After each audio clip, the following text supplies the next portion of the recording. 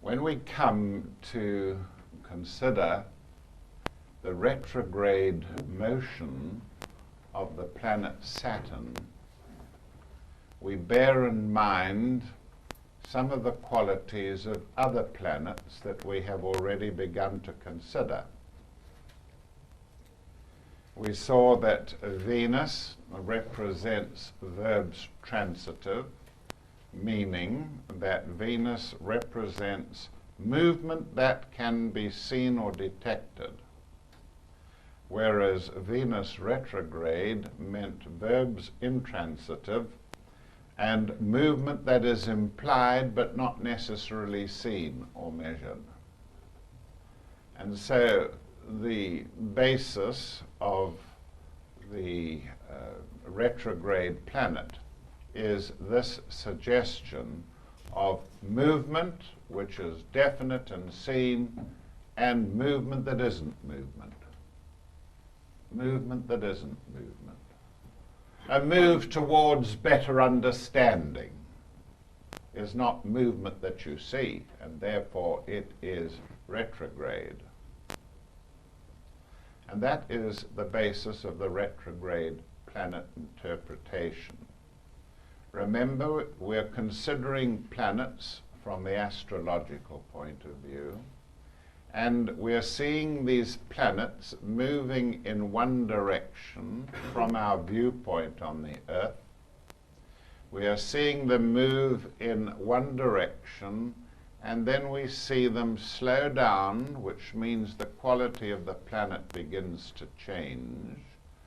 And it seems as if they stop and go stationary as we are moving on Earth towards them, and they are in that position of going away and seeming to be stationary. Then we see them start to turn back on themselves. And it's all an illusion from the viewpoint of the Earth, but astrologically it changes the quality emanations of that retrograde planet. And so there are phases of being direct and of being retrograde. Phases, stages. Don't always say this is direct and that is indirect or retrograde, and there is a vast difference between the two. As the direct motion peters out and the planet appears to become stationary, then the qualities of retrograde motion come into force. And so never be too rigid about the retrograde actions of the planets. There are certain slogans that we can remember, but not making the whole matter a rigidness that can be avoided. The more benign the direct motion of a planet, the more benign it is, the more malefic will be its retrograde action. Exactly what I said earlier, complementing, a synonym for it. A synonym for the direct motion you may use, but for the retrograde motion, an antonym. And so, because you have Jupiter as being the most benign of the planets, when it goes retrograde, Jupiter retrograde can be a very malefic being, a very malefic entity, Jupiter retrograde. Correspondingly, when you have the most fearsome planet, Saturn, turning from direct motion, where it is harsh and cruel and dehydrating and so on, because it is the harshest of the planets, it produces in its retrograde motion some of the most benign qualities imaginable. And of course we should remember that all of us have at some time or the other planet Saturn turning retrograde, even if it is a transit. We'll go into that later on. Therefore, we think of Saturn retrograde as being generally benign, generally benign according to where it's placed, of course. And just as Venus, being such a benign planet, Venus retrograde can be quite outputting. It takes the luster off everything. It takes the gloss and the newness and the numinous energies away from Venus when it goes retrograde. So that's the main factor in retrograde motion that we need to take into account right from the beginning. I'm going to run through very quickly some of the Saturnine features of this heavy planet, which nevertheless has a movement that we can manage in our minds. It takes only 28 years for Saturn to go round the zodiacal chart, and that means it's 2.5 years or so in each sign. It means that it's going to pass across any of your features in your horoscope at least once every 28 years. The motion of being retrograde is something we're also going to look at in the ephemerides, and we will see how long Saturn is retrograde and how long and how quick you can allow for a reversal of certain heavy Saturnine features in your chart. And if you know in advance that Saturn is going to go retrograde and become benign and give you a little bit of relief from your karma or from your landlord, then it's good to know that and to plan for it. So, when we think of Saturn, we think mainly of occupations. And when Saturn goes retrograde, there are usually factors indicating sudden, quick, surprising changes in your occupation.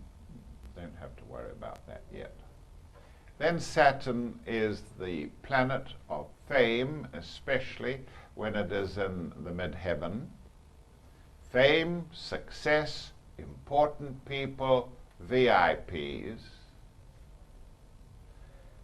And therefore Saturn retrograde could go down as far, if it's in the nada, it could go down as far as dropouts. Dropouts. You don't want to be famous or successful or important and have every entitlement not to be.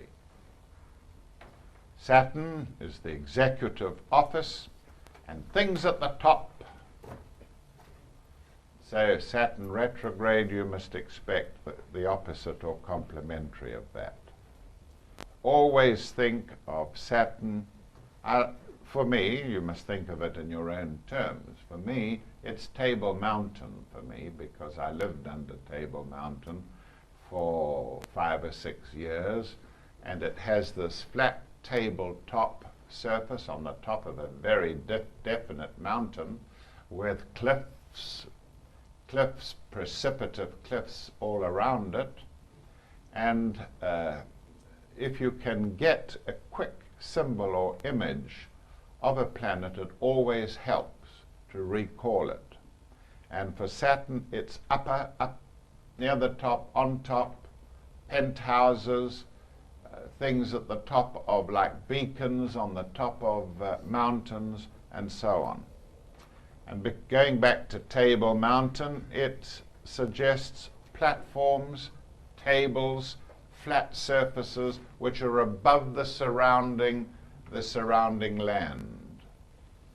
I suppose we should, if we're Americans and have been to Arizona, talk about mesas, M-E-S-A, a mesa, which is a raised piece of land, and also escarpment, the escarpment of Africa, which is a raised part. Whereas for Saturn retrograde, you can think of dales and valleys and places which are warmer, not cold on the top of the mountain, but warmer and moist and more benign to live in. where the plants have changed. And so this generally is the way that we can approach the subject of Saturn and its retrograde motion. We're going to be looking into almost every aspect of Saturn, and I don't want to miss anything out, and I've prepared a good paper which takes everything into account. And the contents of this paper, whether you get it today or not, is copyright. It's yours. It's for you. You've paid for it. And you are professional people who will guard your material so that the uninitiate, not that we don't want them to have it, but it is that we don't want them to have the material and debase it by not knowing it properly, by not understanding it properly. It's the same old thing with photographs. If you are a prominent person, you would like to burn every single photograph that's ever taken of you, except a selected 10 or 20. Unfortunately, it's never like that. You've got people popping off with cameras in all situations, and one day they will go on lecture tour somewhere and show their pictures as part of a collection, and people will see a lot of very bad pictures and poor stuff and so on. And that's the same with astrological material. Although Saturn moves rather slowly,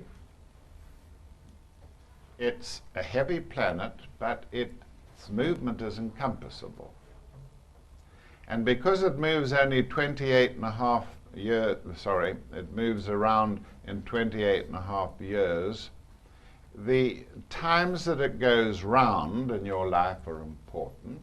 So when you're 28 and a half years old, Saturn has been round your chart. And the fact is that as it goes around again, and maybe a third time, then it increasingly dominates the chart. It increasingly dominates the chart. And so there are three distinct phases in Saturn. The first round, the second round, and the third round.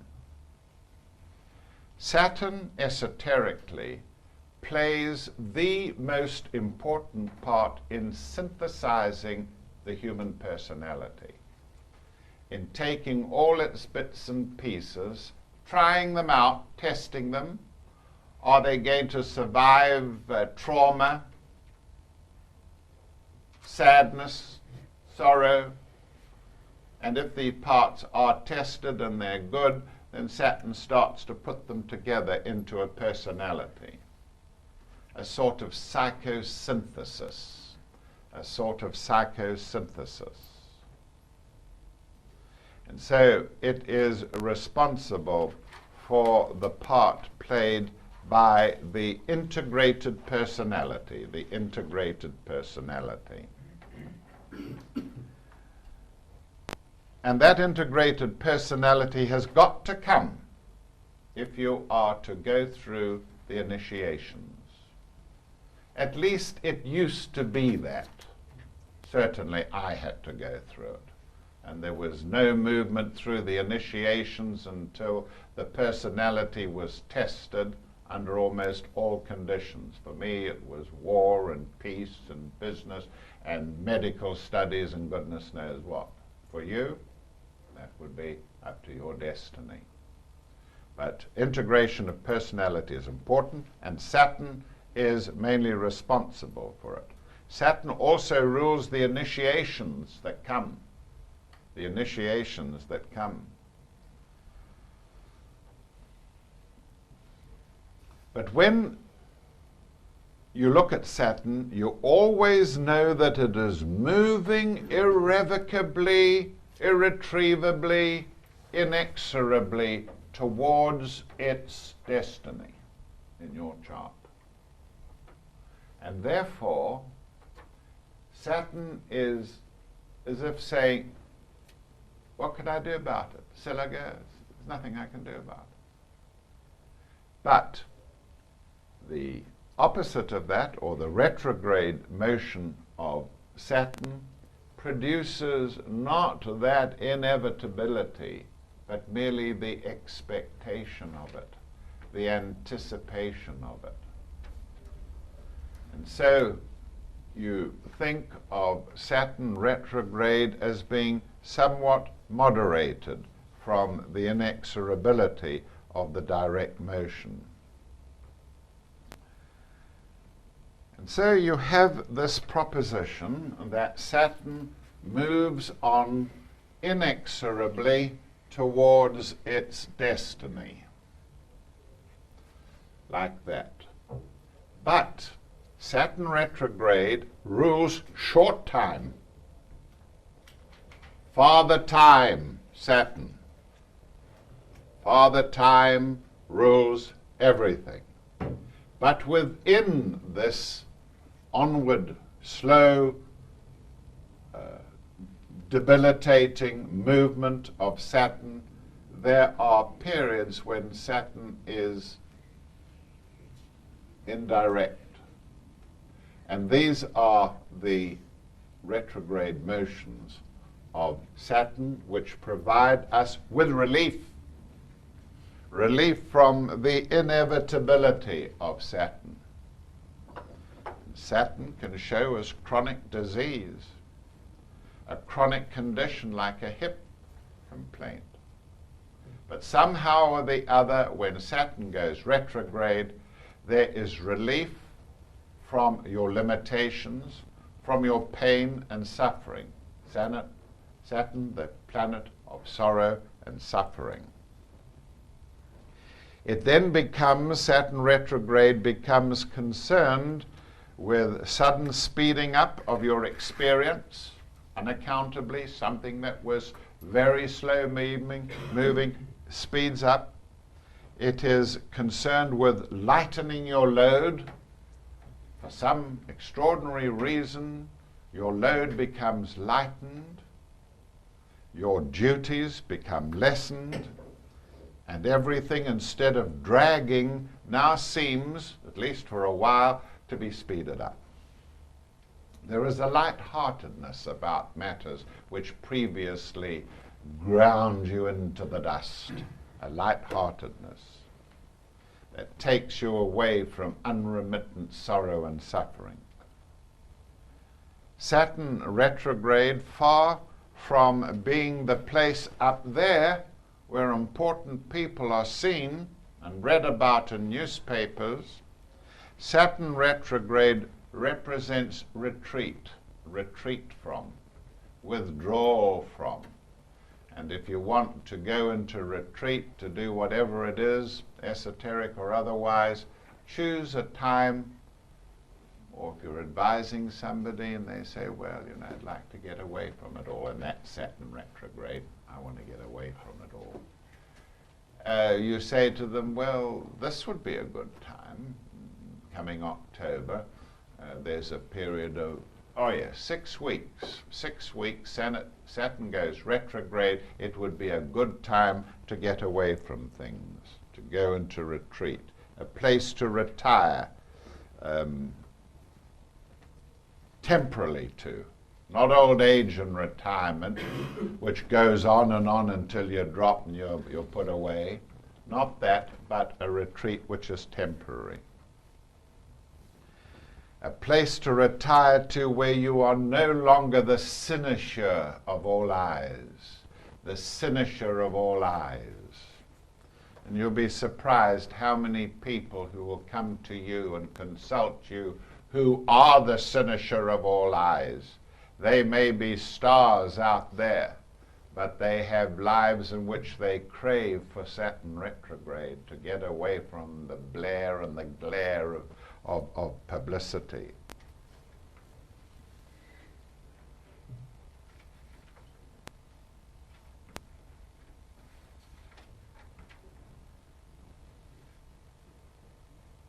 And so Saturn retrograde gives you welcome reliefs and pleasant surprises. Surprise that the thing is not as dreadful as you thought it was. Surprise that the stalemate of Saturn where you're in the desert and there's nothing happened, the desert of materialism, and nothing spiritual is happening, and there is a welcome surprise.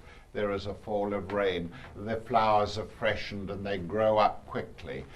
Everything in the desert is changed by a fall of rain, the moistness of a fall of rain. The birds arrive and so on. If you've ever lived in a desert for a while, you'll know what I mean. And that is Saturn retrograde. It is the momentarily ending of dullness and grayness. Saturn retrograde is the acute side of chronicity. The acute side of chronicity, whether it's a chronic disease, whether it is a chronic condition of poverty, whether it is a chronic condition of intense suffering, it is momentarily ended, for a while anyway, by Saturn retrograde. Saturn retrograde brings urgency into your life. Urgency and fertility where there has been stagnation and boredom. It rescues you from the humdrum, and the boring. Now, as you know, Saturn is on a cross. It is on the cardinal cross. I'm sorry, by that I mean Capricorn is on the cardinal cross. And you have the 4 features, and I'm doing my chart at the moment. You have the 4 cardinal signs, which you see here. Capricorn is cardinal. It means, because it is a cardinal sign, that it is entrepreneurial. I may use such a dreadful word. It is the entrepreneur who shoulders business responsibilities of his own making. That's Saturn. And usually involves the hard, industrious work of others. Again, Saturn. Spiritually, Saturn is the entrepreneur at spiritual levels who shoulders the responsibility consciously and willingly of humanity itself. Saturn never ducks responsibility, And the responsibility increases. If you take initiation, the responsibilities that you carry are multiplied. And they are more widespread, not just your own. More widespread. For initiation, as you know, is the sudden thrust of life and consciousness through you, so that forever after that initiation, you are capable of taking in more life force. The moment you take in more life force, you attract higher entities. Always remember that. Higher entities are never interested in people without energy. Never. Very important statement. And so initiation heightens the consciousness and the capacity to carry more life force. It is also the planet responsible for carrying the burdens of mankind too, the burdens of mankind. You may not seem to have earned the sorrow and suffering that Saturn is bringing you. But because you are a more enlightened person, because you are better educated, have more money, and so on, because you are in that position, you get more than your fair share of suffering. More than your fair share. You are expected to shoulder some of the suffering of the little ones, the young brothers and sisters who are not as far advanced as on the path as you are. But when we come to Saturn retrograde can often single out a person.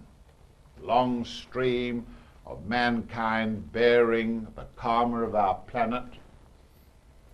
Saturn retrograde can take hold of one and isolate that person. Isolate him and place on his shoulders far more of a burden. Don't think that Saturn retrograde is always benign. Not at all. If it is badly afflicted, it can isolate a person from the mainstream and put down vast burdens on that person's shoulders, even if it's only for a short time. When Saturn retrograde is afflicted, the individual cold shoulders his burdens sometimes. He shrugs them off. He won't take the burden on, or he won't complete the karma of it. Backs off. Cold shoulders, avoids the burdens which are being proffered to him, will not share the load. Whereas Saturn never questions it. Saturn shoulders the load and goes on and on, and his back bends more and more and more as he goes into old age, loaded with his burdens. Saturn retrograde will often back off from them. He may even shift the load onto somebody who will carry it for him. A mother, a brother, somebody who will take a bit of the load off him.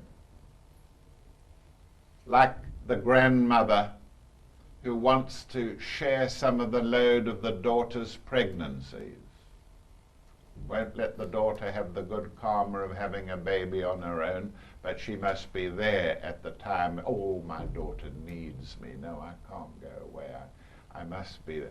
The daughter doesn't need her at all, but she's there, shouldering the burden. That is Saturn retrograde. I'm not saying whether it's right or wrong. I'm talking about Saturn. Saturn retrograde manifests a discrimination that Saturn never has. A person may become discriminative. I'm talking in a non-pejorative sense for the moment. Saturn is inclined not to be discriminating, not too fussy about the kind of burdens he carries. It's probably the most important feature of Saturn retrograde that discrimination begins to show through for a short period anyway. Discrimination, what do I mean? Person with Saturn retrograde may know famous people and yet show the discrimination not to call on them for help. That kind of discrimination, where you have famous people involved, and at one press of the button that famous person could get you out of the mire. But no, you don't do it because you think that it's your business. You've got to look after that affair yourself, and you exercise that kind of discrimination. One of these was, of course, Lawrence of Arabia. Lawrence of Arabia, who knew just about everybody that was important at all in Britain, but rarely called on them, rather preferring to act out his own life. So you can take it right down into the itsy-bitsy-gritsy of esoteric disciplines, that when things are retrograde in Saturn, that's the time to do some of the disciplines that you couldn't quite get through or manage when Saturn was direct. These people are able to drink less, eat less. They're able to put aside smoking. They're able to discriminate in their lives what is good for them. And in that respect, they do very well.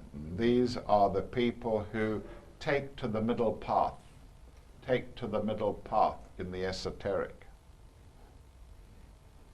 They know the discriminative values that exist, the spiritual values of things. Whether they take them, use them at all, is a different matter, but they know that they exist.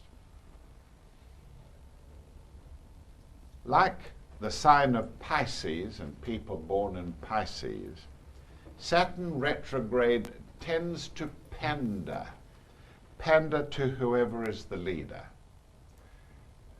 I know lots of Pisces people who will say to me, Douglas, don't give me any reasons or anything, just tell me what to do. What is it you want me to do?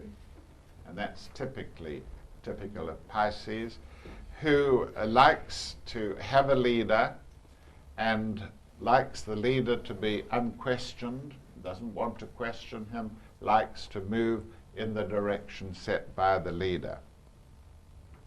But when Saturn retrograde is related to the moon, he is appreciative of anything that is bestowed. Saturn is slow but effective. It may take long, but eventually, whatever burden, lesson Saturn is teaching, it is very, very effective eventually. Saturn retrograde is quick, but less effective. Saturn retrograde is quick, but less effective. And if you are a person who is a personnel manager, and you are looking for people who will persevere with a research project or something like that, then you must be very circumspect, very careful about retrograde planets. And they can often be the undoing of a personnel manager's judgment of somebody. Remember that lots of retrograde planets give you more options if you have them in your chart, or the chart that you're going to read. If you have 3 or 4 planets retrograde, I don't think I've met anybody with 5, pray God, but if you have 4 planets retrograde, it means that each one of those planets, instead of just being direct, has 3 options of going retrograde, of being stationary, and coming out of the stationary back into what. So 3 times as many options for those 4 planets. And that has its advantages, but if you're looking for a person who's a plodder, who will do what he's told, the job that is given him, who will not start sticking in his own, what is the word, sticking in his own, or thank you, or, then that's the guy for the right way to go about it. Saturn retrograde cold shoulders. He is the person that cold shoulders you.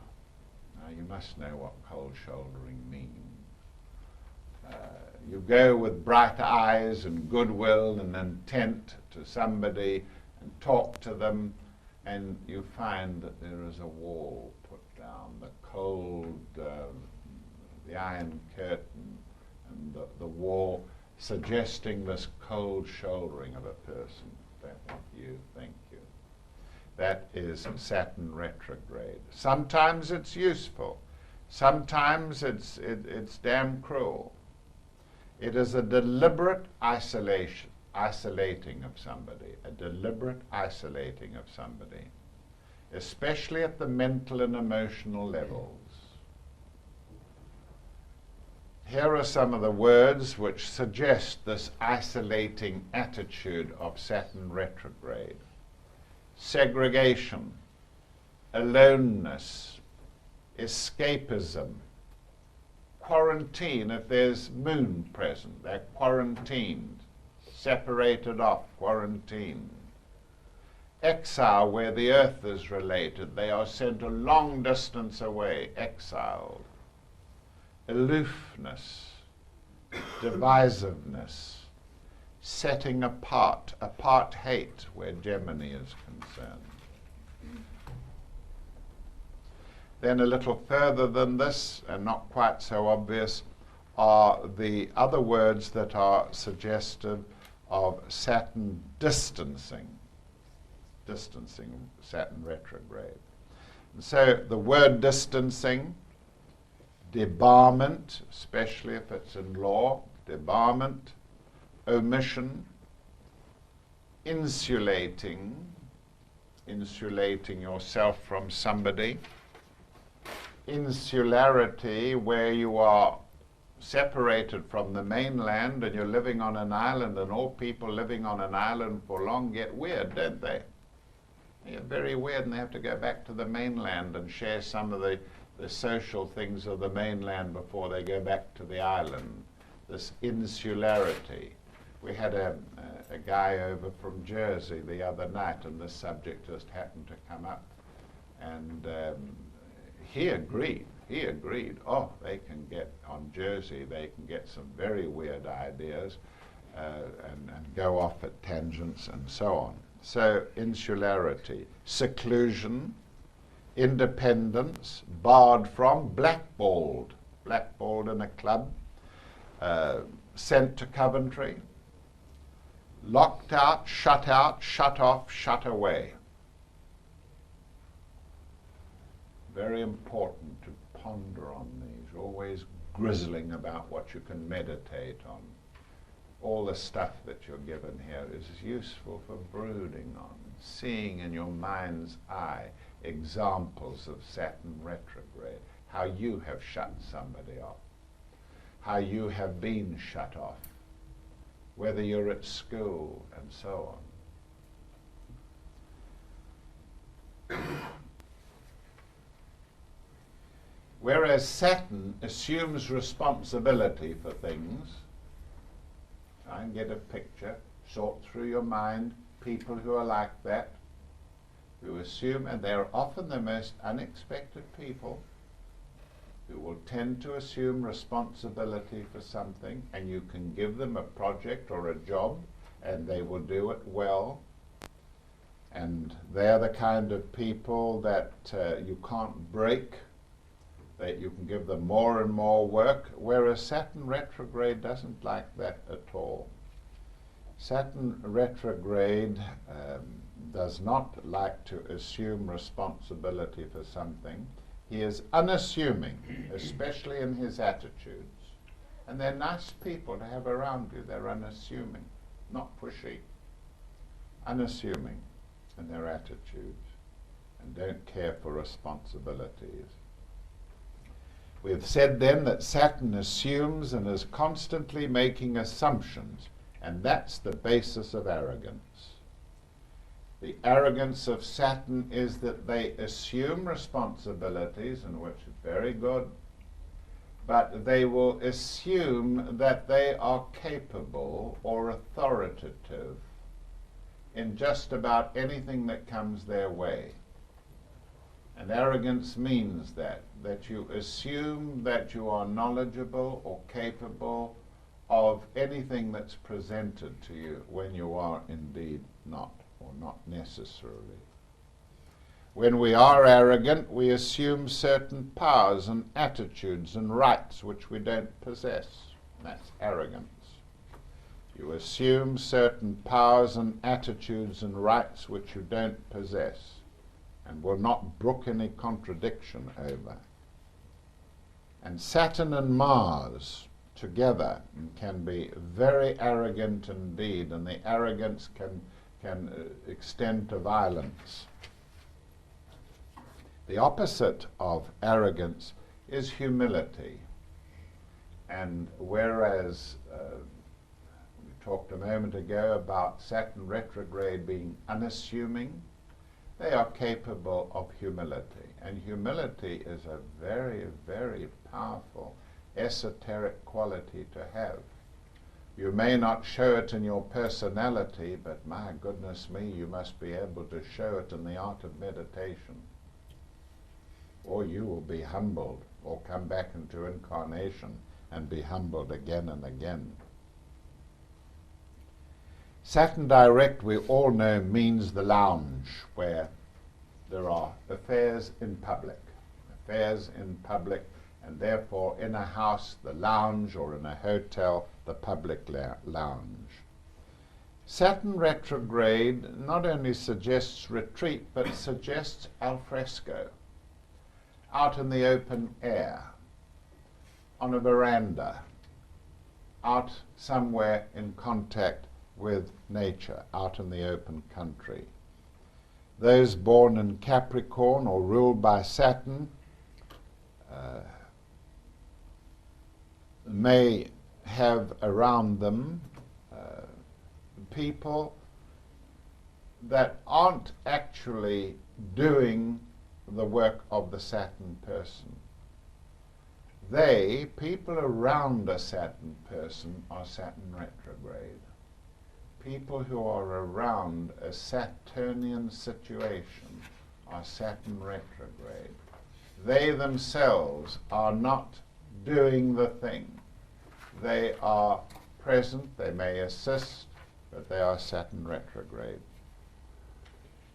In other words, Saturn retrograde is not actually Saturn, but close to Saturn. Saturn rules foursomes. Saturn rules foursomes, as we know, like the four kings in a pack of cards. And a pack of cards could be Saturn and Leo in the seventh, a stack of cards, seven. Saturn, four, and Leo, kings, four kings in a pack. Whereas Saturn retrograde rules things that are almost four. And that's true of all the planets that relate to numbers. Neptune rules things that are three prongs. Three. Neptune retrograde rules things that are nearly three, not quite three. 3.1416 d. What am I saying? Something that is nearly 3. 3.1416. What is that? Pi. Yes, pi. The old days, it was roughly a third, and they used to build buildings and all sorts of things, not knowing better, and get them wrong. 3.14, or if you like, it's like saying 0.9 recurring is not 1. We used to have terrible rows with our teachers about how they could maintain that 0.9 recurring was equal to 1. And that, of course, suggests retrograde. Something not quite 4. Not quite 4. Now, let us wander through a few examples that exemplify Saturn retrograde in Leo. Saturn retrograde in Leo. We were talking a moment about 4 kings. And they weren't really kings, they were kings in a pack of cards. The 4 kings in a pack of cards. Here are some of the things that reflect Saturn retrograde in Leo. It suggests Prince Edward. A loner, isolated, single, unattached Prince of England. Now that's a very, very good example. We don't know how much else Edward is isolated, but he certainly is, and no one would doubt that. Then there is the suggestion, Tibet, the roof of the world. The roof of the world. Tibet, the roof of the world. It isn't, is it? There's no such thing as a roof on the world. It's called the roof of the world, meaning that it's very high up. And when you use it in that connotation, roof of the world, it's Saturn retrograde. You don't say it if Saturn is carrying a damn great big armchair or something, there's no arguments, he's under burden. But if he's carrying the cares of the world, that's much more likely to be Saturn retrograde, because they are figurative. Figurative burdens.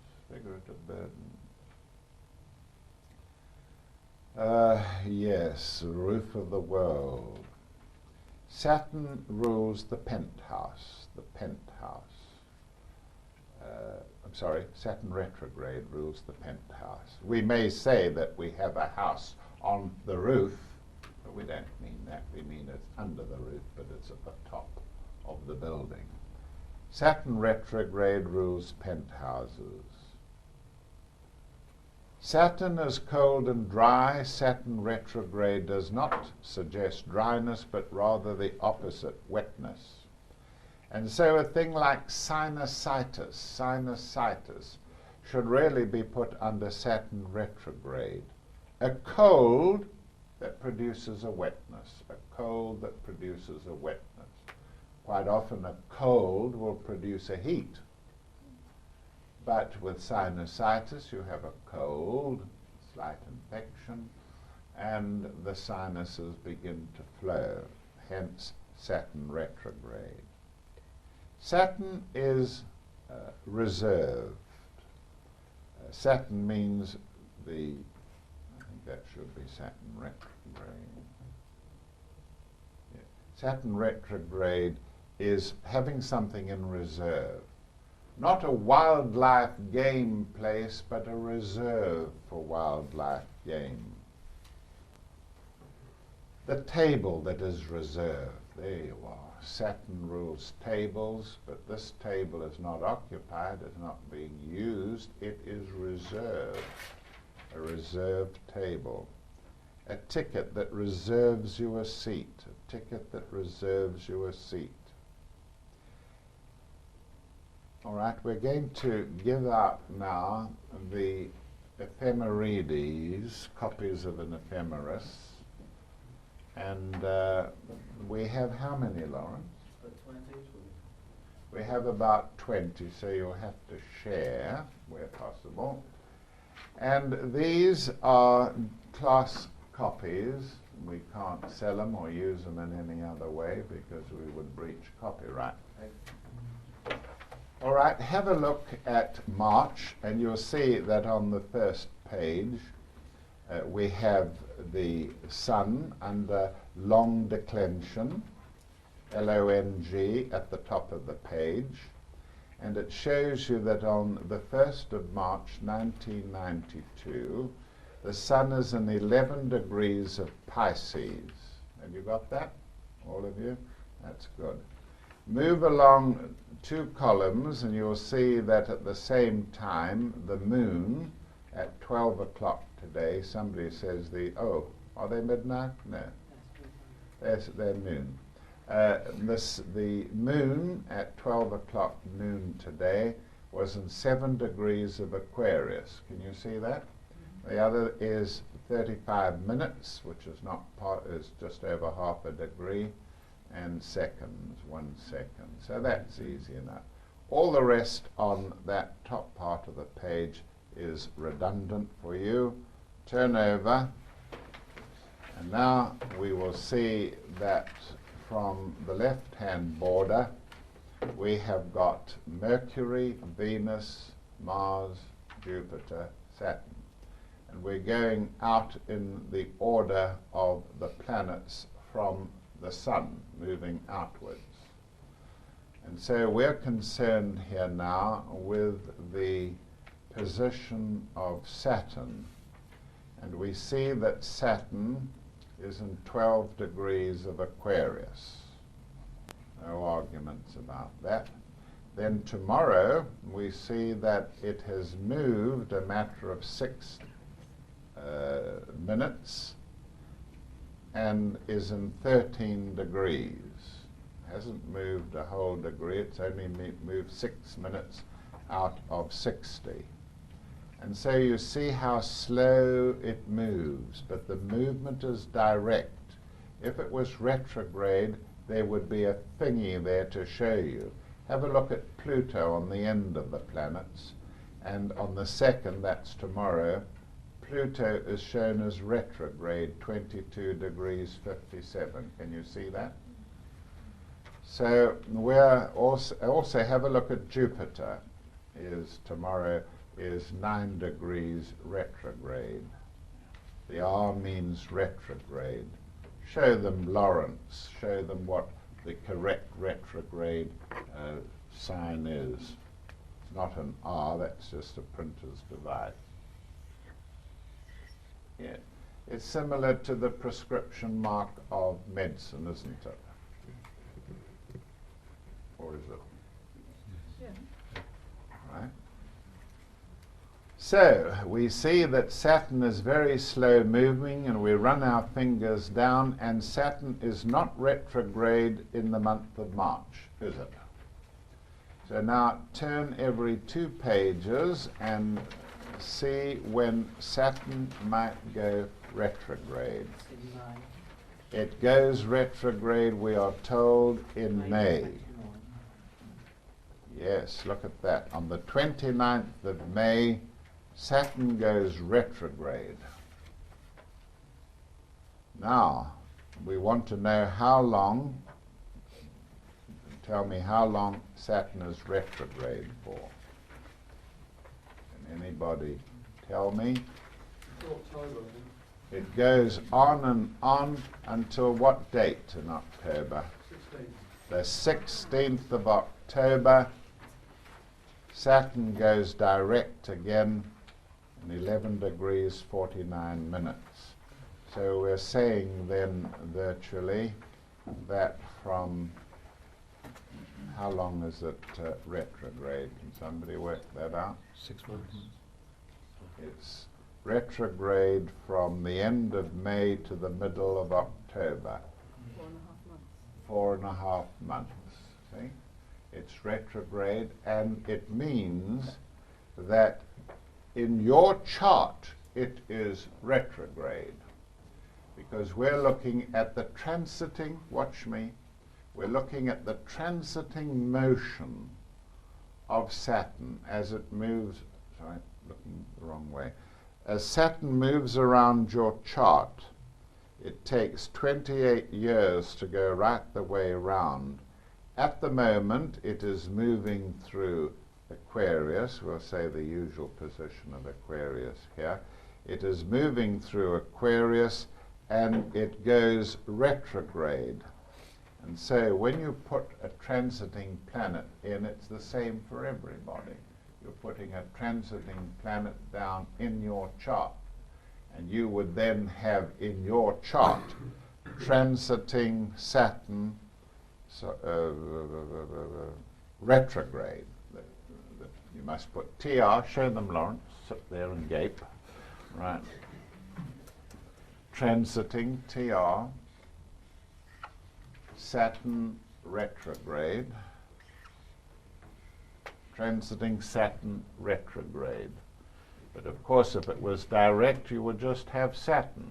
T transiting Saturn retrograde. And so it means that you can look up in your ephemeris for this year and see when Saturn is retrograde and what use it might be for you. Where would you then look if you saw Saturn was retrograde? What house would you go to? 10. The house with Capricorn on the cusp of it.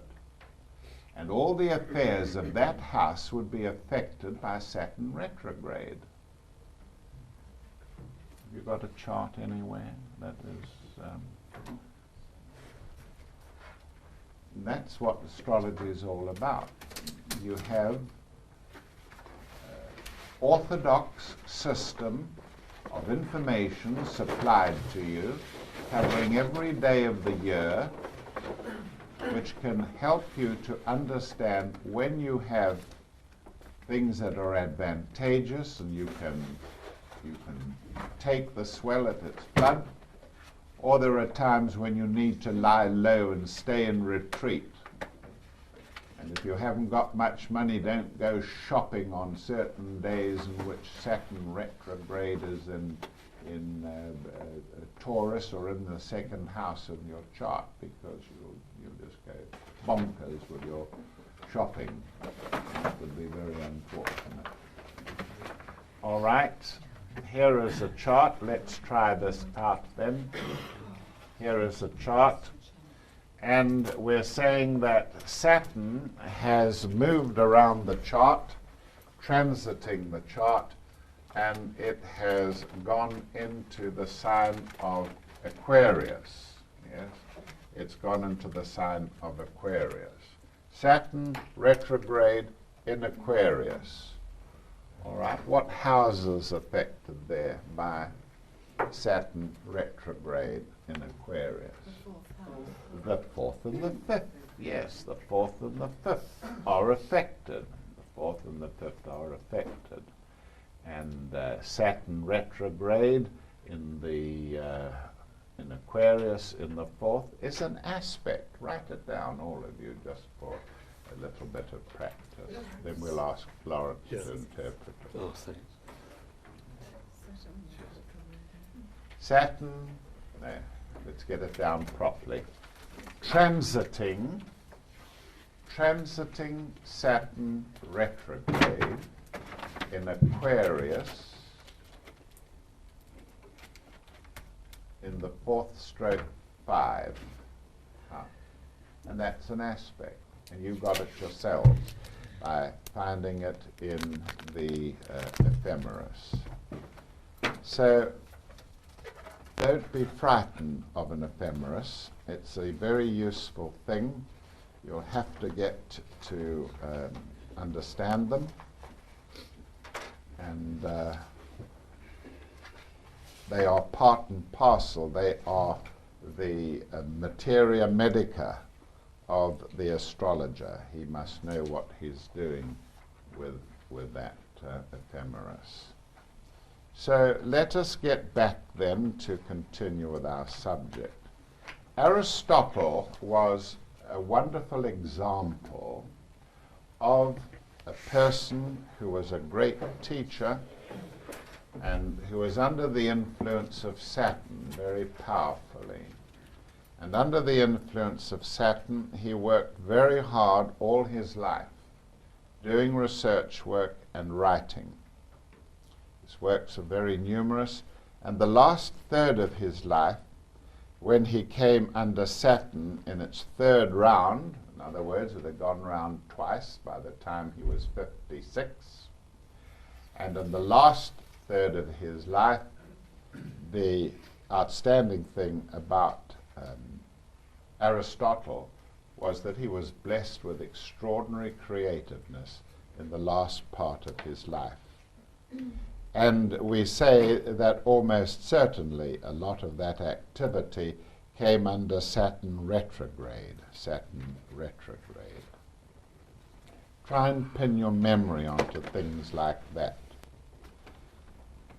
Also come down from the famous and the lofty down to mundane things and consider Saturn retrograde in the most mundane things. Saturn rules the bones, we know. Saturn rules the bones, and Saturn rules calcium, calcium phosphate, in fact, if you are interested in the 12 salts and want to use the salts. What would you give the guy on the board? Where would you point to a difficulty here?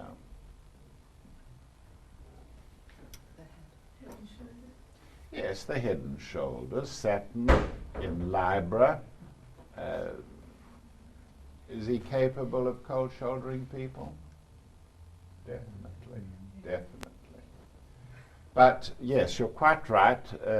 The suggestion there would be a danger of having a chill in the kidneys. Chill in the kidneys. He's also bald or going bald, isn't he? Saturn in the first house is baldness, or Saturn in Capricorn is baldness. Sorry, Saturn in Aries is baldness. Saturn rules baldness. Saturn rules baldness. Yes. And so you can go to clusters of afflicted planets if they exist, and you can prescribe, you can say that chart straight away, well, there are afflicted oppositions to 3 planets in Capricorn. No matter what happens, I'm going to prescribe calcium phosphate for this person, one of the 12 salts. And the 12 salts I have related to, and others have done it in their way, have related these to the 12 signs of the zodiac. And so a quick look, and it's worth making a note of all these things as to how you would do your reading for a person. If the person's a medical doctor who's never heard of the esoteric, you don't go and tell them to take silica or something like that. But if a person is esoteric and they go to health food shops and so on, yeah, prescribe one of the 12 remedies. They're not homeopathic in the sense of being homeopathic. They go along the lines of correcting cell deficiencies of salts. So we're looking at Saturn ruling bones. Saturn retrograde rules those structures that have become petrified, that are bones but aren't bones. Saturn retrograde. Bones that aren't bones. Saturn rules the table manners. Very important matter, this. Saturn rules the table manners. Yes. Saturn retrograde rules manners at table that aren't really manners at all, as you would expect. And of course, we're talking about one of the spiritual values, to have spiritual table manners.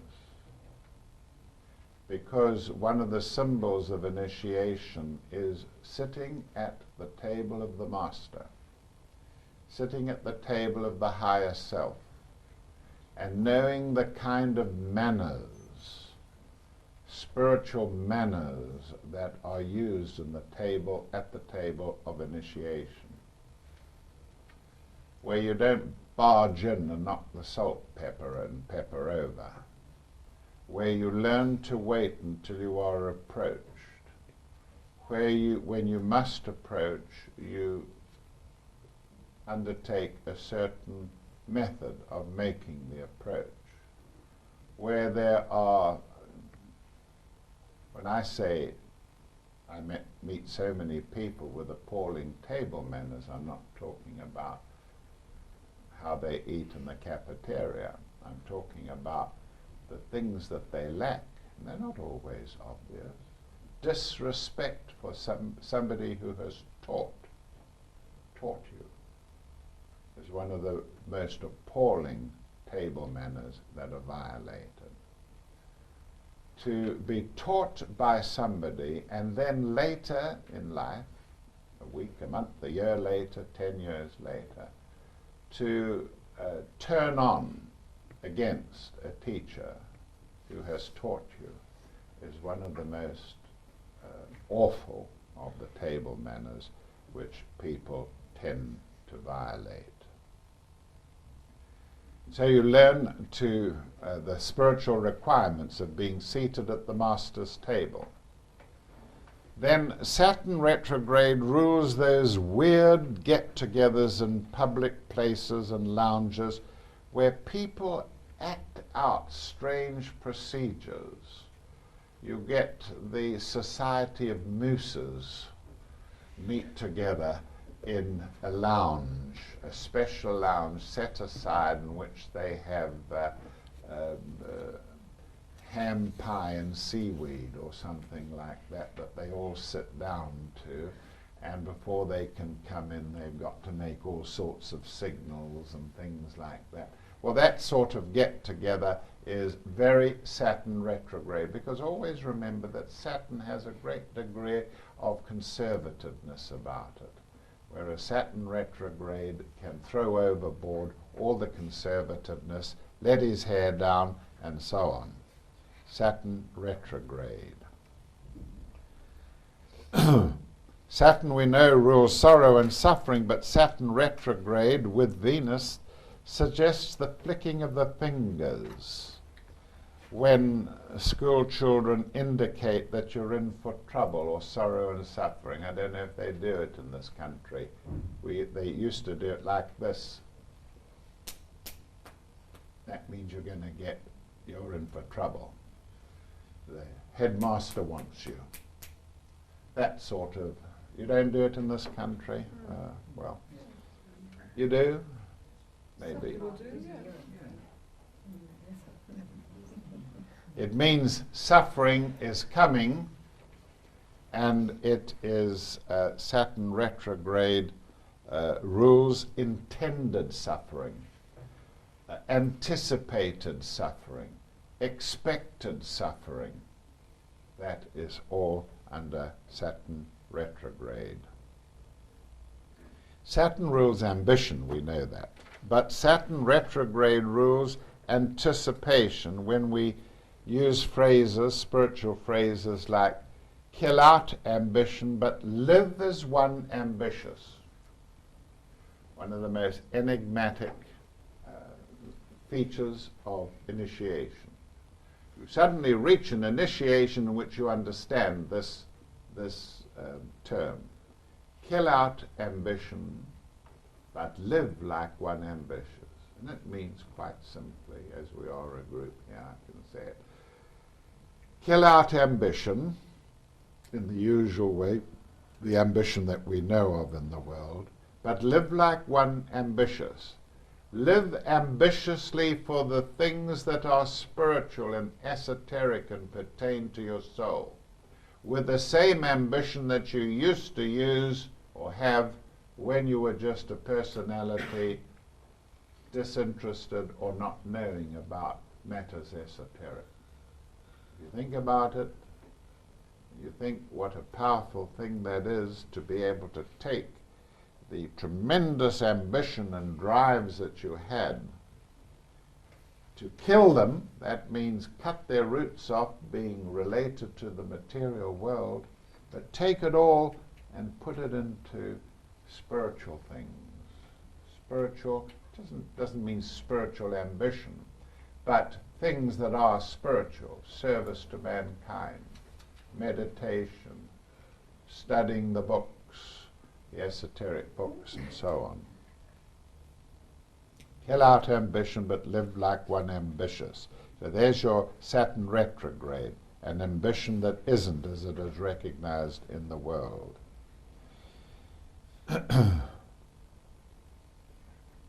Saturn is dry food and dehydrated food.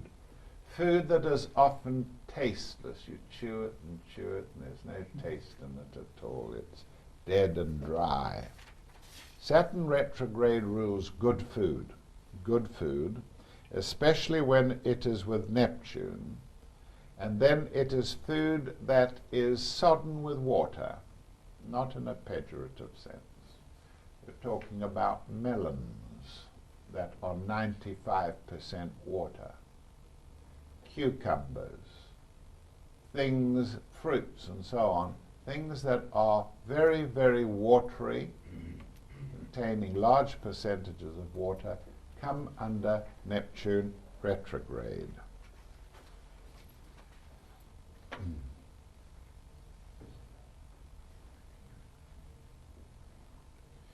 Saturn rules the very old person who can still be there, though he's just about dead.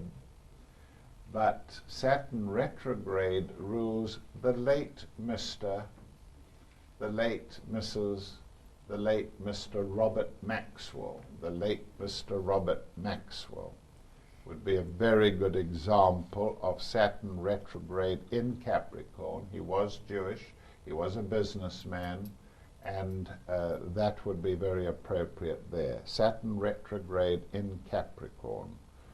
It could also represent, we could say, the late lamented, the late lamented. We don't hear that term very often, but it is used. The late lamented so-and-so, right? The late lamented thief, Robert Maxwell. Hence, all people who are known to us to be dead, either in history or in contemporary times strictly, should be referred to in terms of Saturn retrograde. You can indicate that in the chart, or you can suggest in a chart Saturn retrograde in the 8th house, means the late lamented so-and-so has left you some money.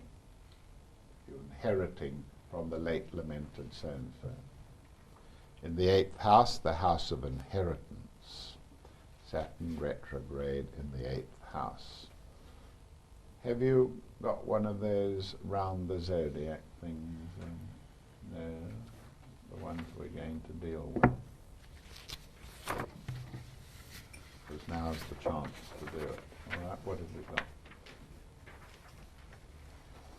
So it is possible to take things around the zodiac with Saturn retrograde. Things around the zodiac. All right. Let's take Saturn retrograde isolated. Put in the middle, Saturn retrograde isolated. Isolated.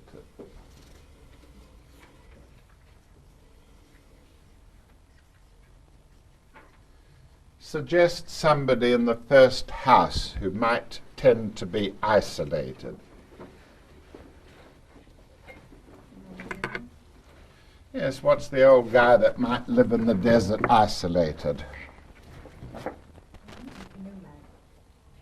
A patriarch, yes. A patriarch, isolated. And patriarch is the first house, isn't it? All right. An isolated patriarch.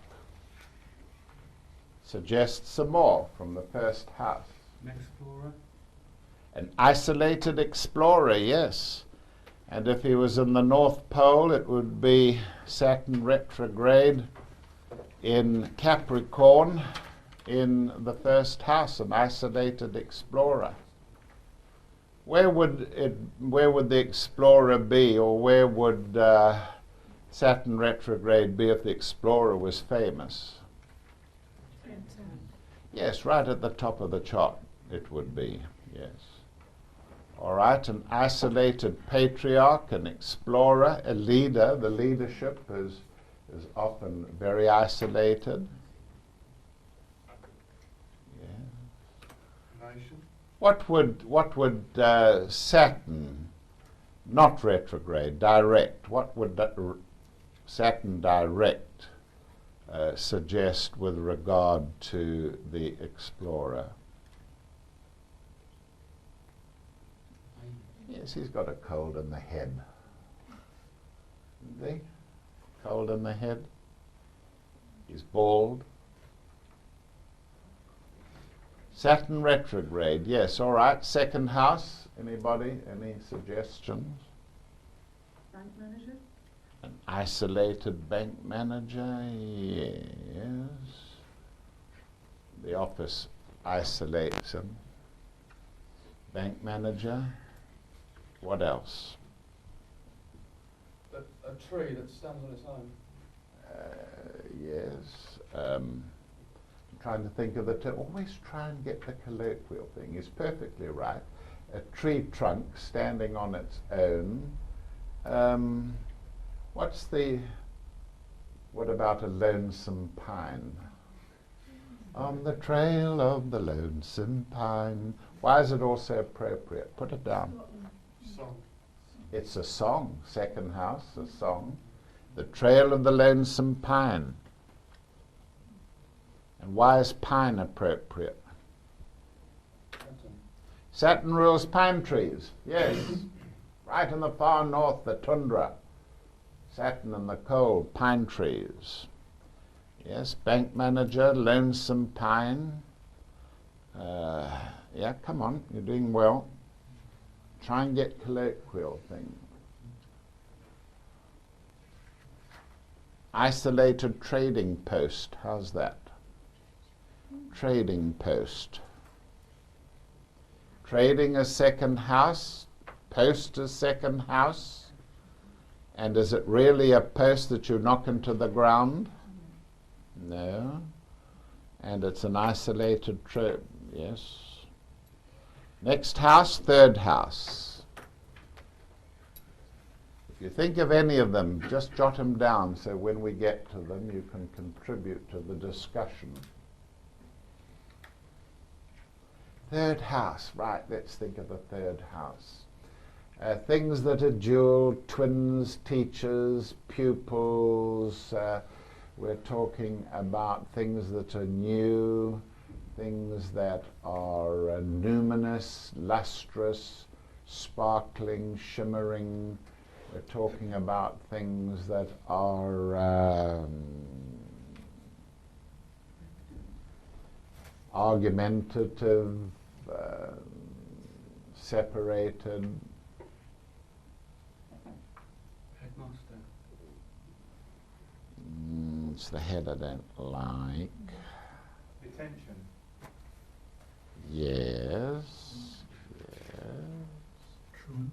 Isolated pupils. Yes. What about a dunce? Have you ever been told to stand out in front of the class because you've been naughty? How do you feel? You feel awful. You feel isolated, cold-shouldered, stuck out there all on your own, and when you get back to your seat, it's so nice. All the attention's taken off you, and so on. It's a very good example. Right down at the bottom here, Lawrence, put down isolated in his dunce cap. Isolated in his dunce cap. All right, we'll put down Saturn retrograde in Leo. Hey, write it down, please. Saturn retrograde in Leo in the 3rd. And how about an intercepted Leo? There you are. You never get a dunce cap better than that, would you? Even the shape of the interception. What's that? What does Leo rule? Hats? Dunce hat? Isolated in his dunce cap. All right, that you can arrow to the 5th house. Let's get on with it, though. 3rd house, I'm not going to let you escape. Isolated from the siblings. Sibling, yeah. Isolated by school bully. Yes, you've got all sorts of things. Isolated brother.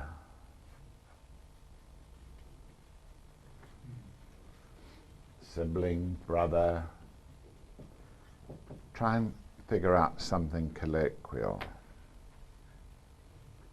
You know what you should have, of course, in your files with you are the sheets for the 3rd house. First ones we gave you. Isolated from the neighbours. Isolated from the neighbours, yes, good. What about the light at the end of the road? A light at the end of the road. You're very dashing with your...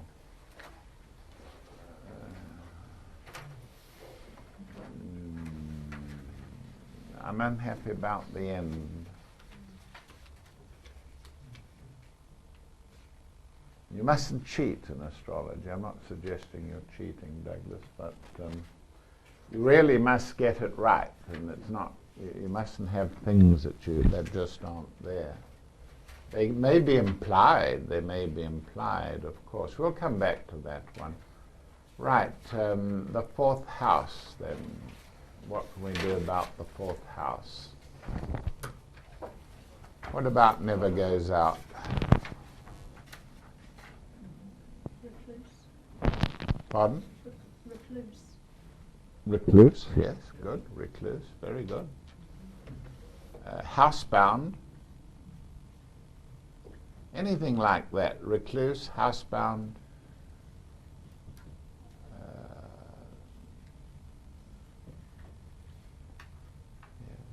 Housebound never goes out. Yes? Put your hands down. Oh, sorry. Would you like me to sit closer, Marcus? No, it was interfering with the microphone. Oh, sorry. Isolated by the family. Pardon? Isolated by the family. Yes. Isolated from the family, or an isolated family. Yes, how would you express that? How would you express that in another way? What are families that live way out on the hills? Or what's that crowd in Hollywood? They have a thing about that. Hillbilly, yes, hillbilly. Hillbillies. What about the black sheep of the family? Well, I want the 1st house. Mercury retrograde. And the fourth. Yes, but we're talking about the Saturn retrograde in the fourth. We mustn't introduce sheep when there's nothing to do with sheep at all. Unless you're talking about my chart. Right, next house, fifth house.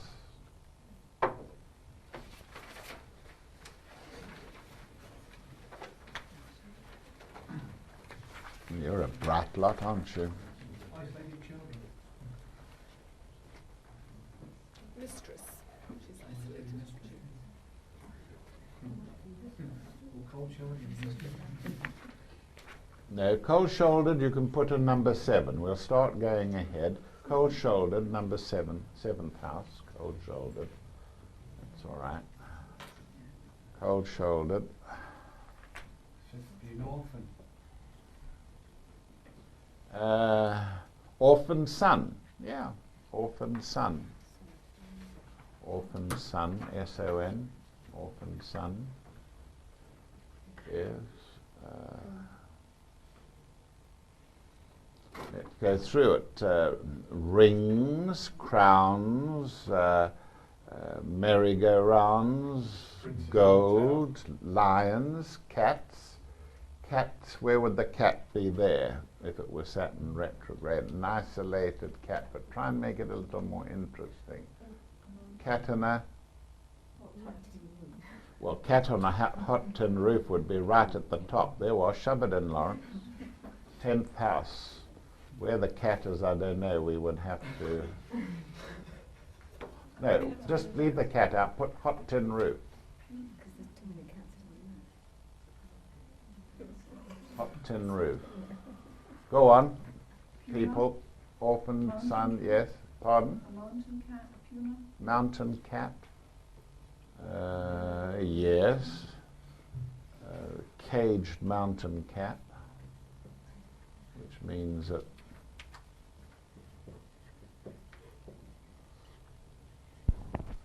all right, we must move on now, but you get the idea, don't you?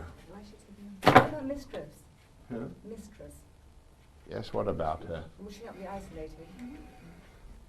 Well, can't you be a little more firm about that? What happens to a mistress who's turned out? What do you call it? Castle. No, what's the word for that? Mistress that's been... What's the word? Got the right cap on today. What? No, jilted. Jilted. Jilted mistress. Jilted mistress. Right.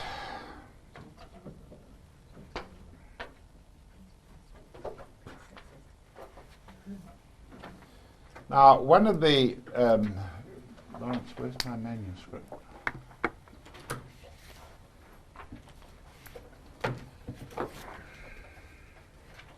One of the most important aspects of Saturn retrograde is occupations. And wherever there is somebody doing a job that he wasn't trained for, or didn't expect to do, or didn't anticipate to do, that comes under Saturn retrograde. Let me give you an example. A lawyer acting as a PR man. A lawyer acting as a PR man.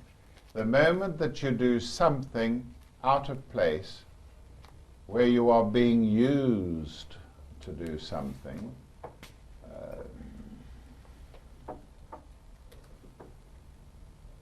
then you have Saturn retrograde. We'll be coming across that in a moment.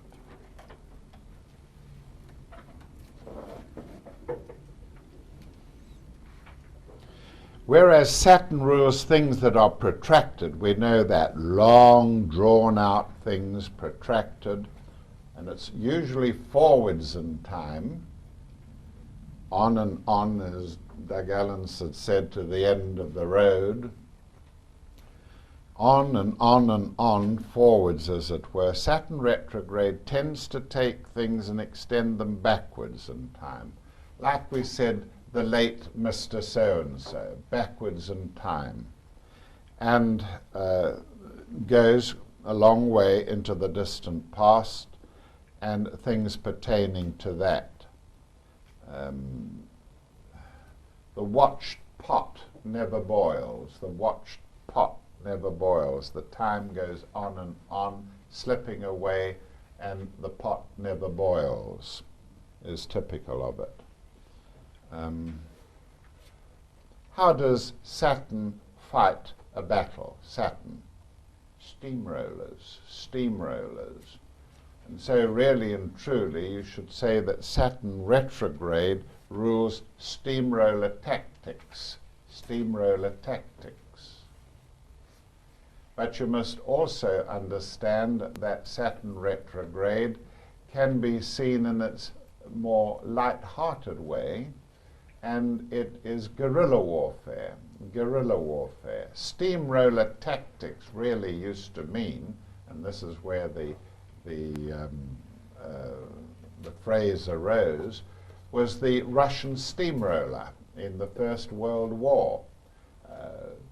Thousands and thousands and thousands of men poured into the battle and slowly moved forward each day a few miles because they had to walk, there was no transport, and so they called it the Russian steamroller, massive thing that moved forward slowly. And so that really should come under Saturn, despite the fact that it's called a steamroller. But the more correct Saturn retrograde warfare is guerrilla warfare, where there are quick movements of troops who are disheveled, not particularly well organized. They fight in small bands with short, sharp actions. They're well behind the lines rather than at the front. Saturn's always at the front of things. What's Saturn in the first house? Front door, always at the front. A good example of Saturn retrograde tactics are Vietnam and the United States war there.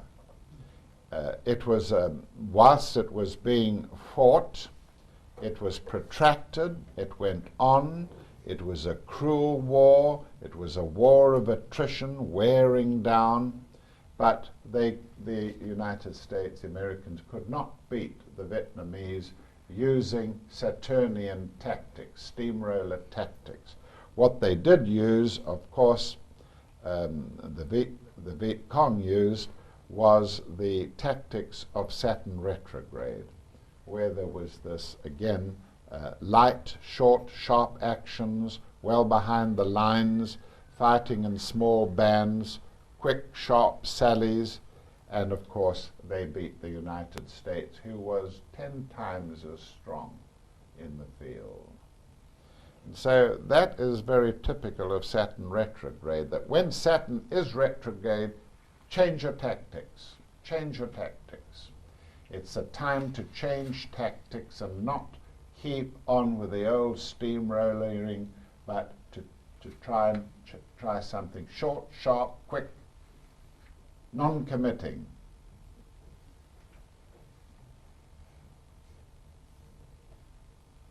Take a chair. Make me feel embarrassed.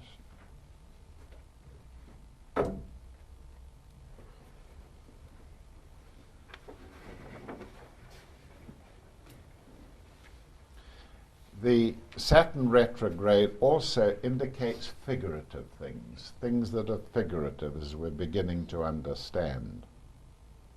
Oh, I can take it, I'm broad-shouldered. It doesn't really mean that the person's shoulders are being measured literally. It is a figurative indication.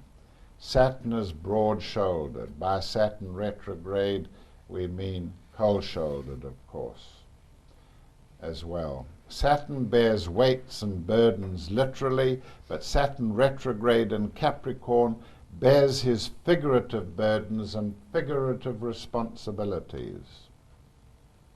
They cannot be quantified and seen with the ordinary senses. Saturn retrograde suggests the white man's burden, And for that, I would tend to put down Cancer with it, Africa. The burden of fatherhood. All these are examples of Saturn retrograde. The burden of fatherhood, money burdens, the burden of school fees for the children. We've talked about being sent to Coventry.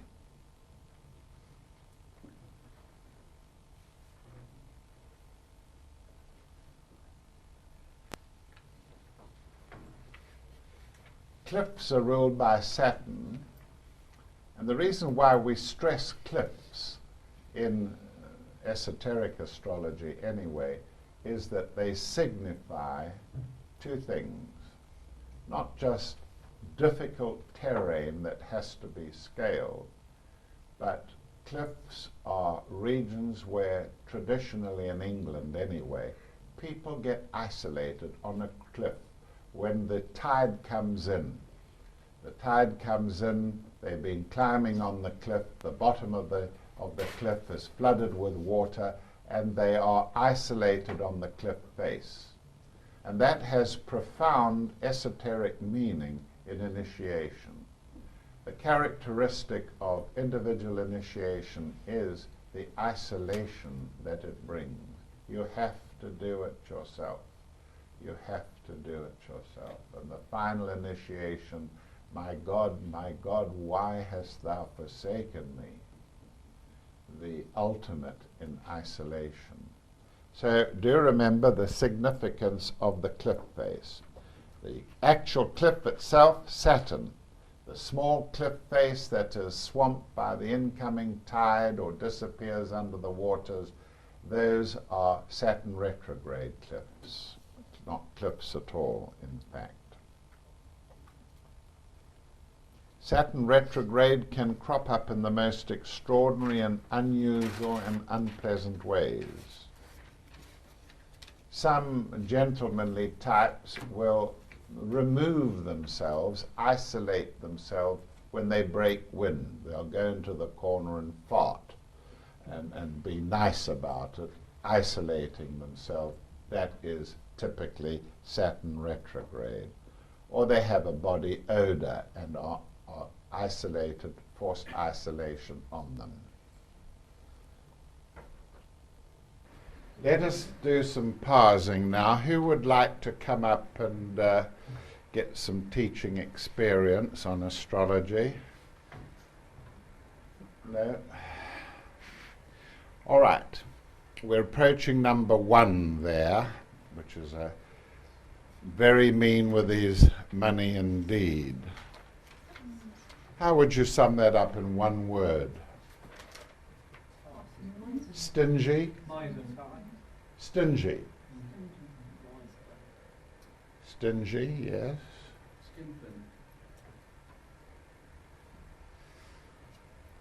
All right, what is very?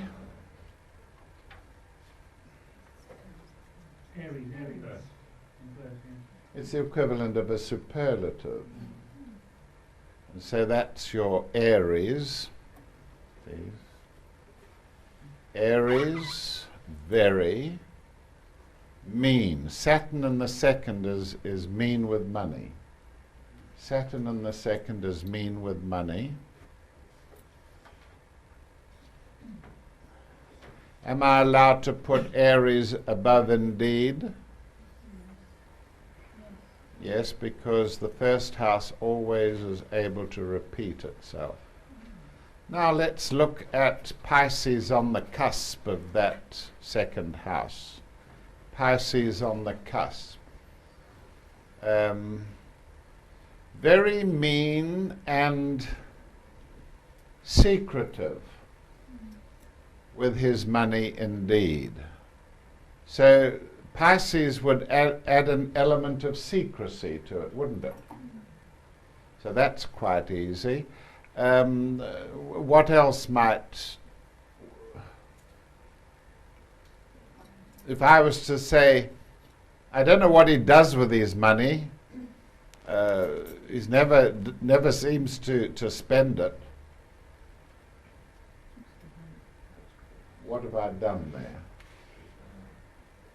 I don't know what he does with his money.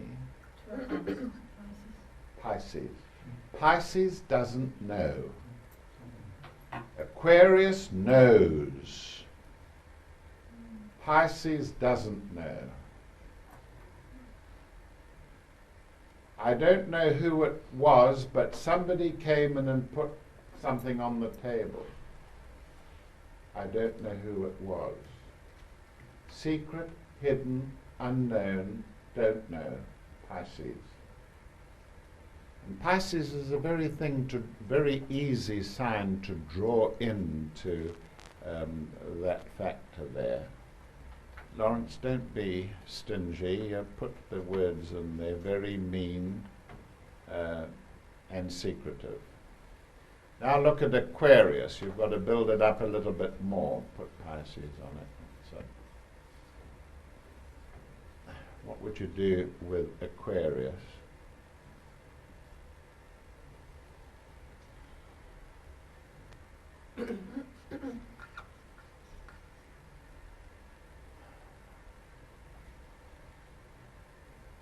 Very mean and secretive with his money indeed when he's in a group.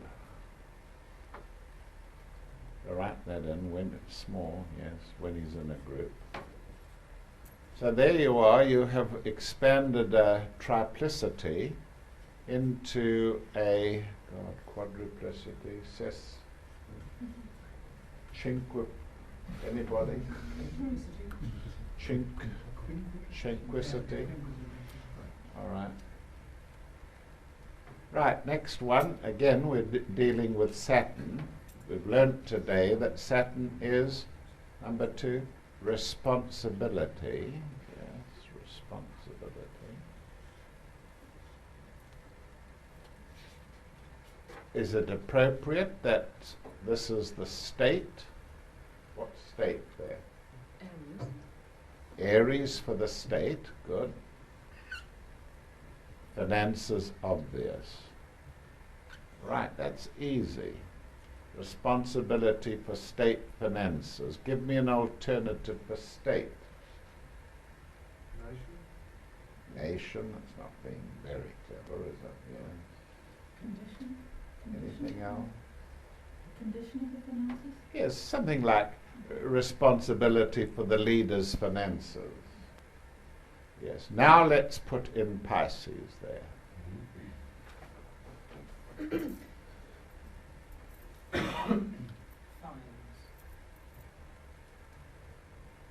very easy way.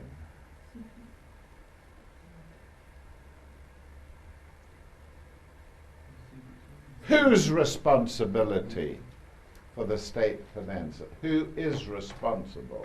Whose responsibility is it? Well, that's sorry, I'm pausing it. In other words, you introduce the element of not knowing. The element of not knowing.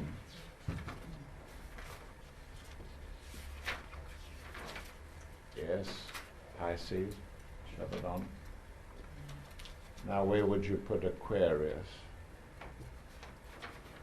Let me go through some of the Aquarian things. Steers. Waterboard. Waterboard. Yes, I can see board. Oh, I see what you mean. I tell you what I can see there. I can see a swimming pool. Aquarius in the second is a swimming pool. Let's try number 6, Lawrence. Put down number 6.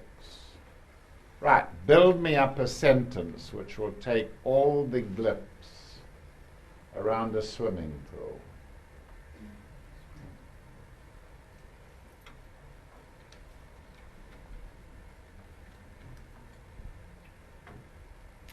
Dirty's the swimming pool. Put it down, Lawrence. You can come up with your own ones if you like. Dirty's the swimming pool.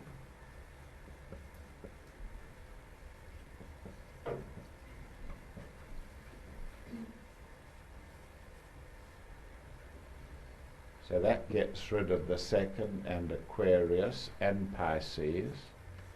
And all we've got is always dirties the swimming pool. Oh, yes, always dirties. Don't know how you're going to put it in. Just write it in small. Always. And that's Aries and Saturn. Always dirties the swimming pool, or you can put something else down there.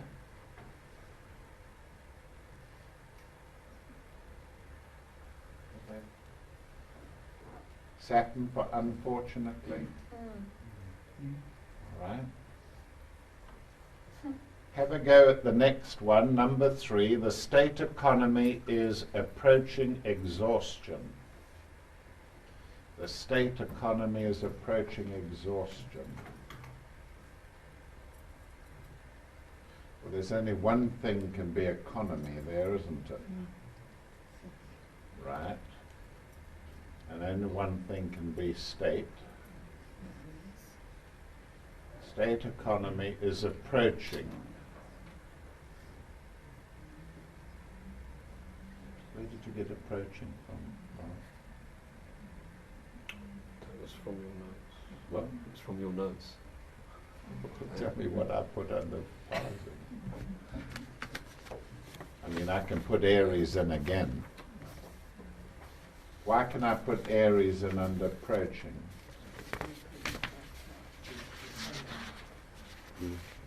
Advancing towards an entrance.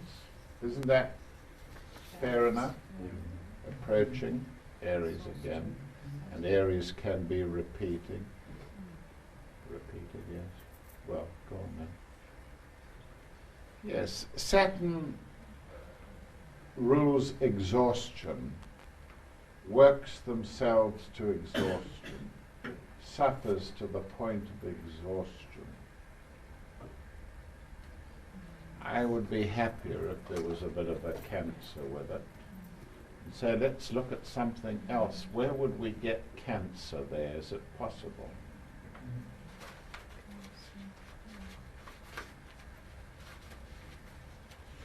Where would Cancer be if Aries is in the second? 5th house. Pardon? 5th house. It's not going to work. Not going to work. That. Why shouldn't we have a different ascendant?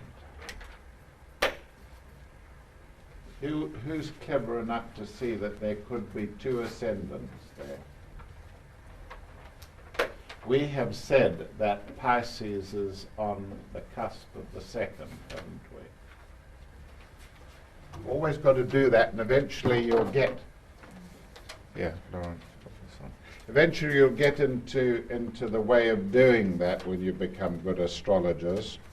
You'll find that you can go quickly to a thing and say, right, we're looking at this part of the horoscope now, and we have got, we can have either Aries in the second, or we can have Aries down there in the second, can't we?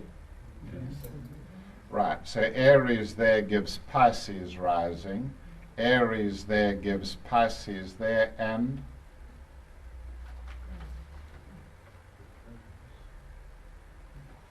Aquarius rising. Is that right?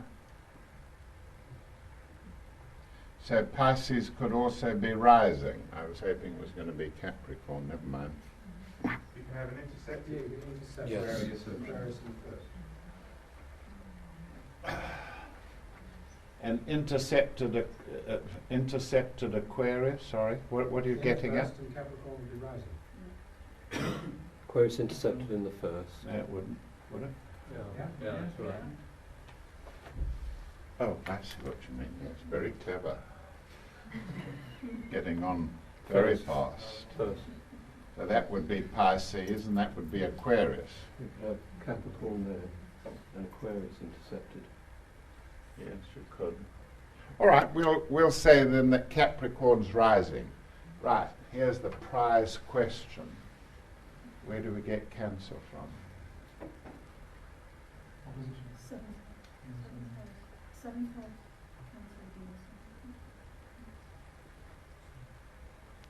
D-E-S-C. If Capricorn is rising, what is descending?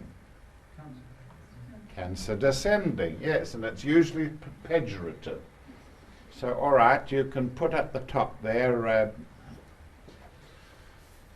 and this is what you have to do as you grow on. I would normally not have expected you to do this, but as you become more proficient, you look around for other things that can bring out detail for your subject.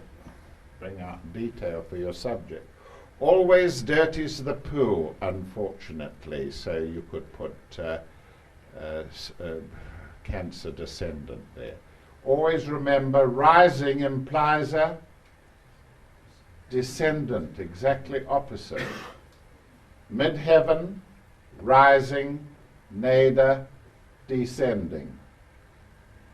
Make a note of it, very important. When somebody is in trouble, you look at the descendant, often tells you what the trouble is. So state economy is approaching exhaustion, yes. Anybody else like to suggest something? Where's my book now? In the file, oh here it is.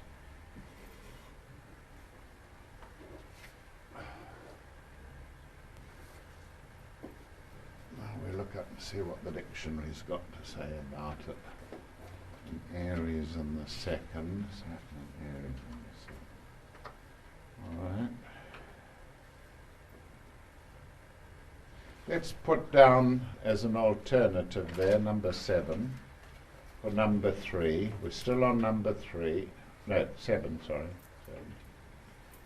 7. And you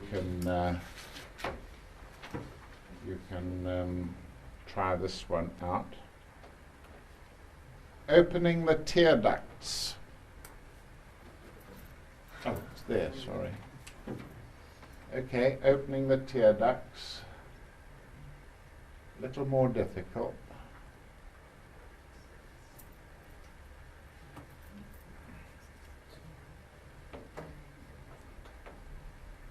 Opening the tear duct. Well, opening, there's no question. It's Aries. Aries rules entrances, openings, gateways, doors.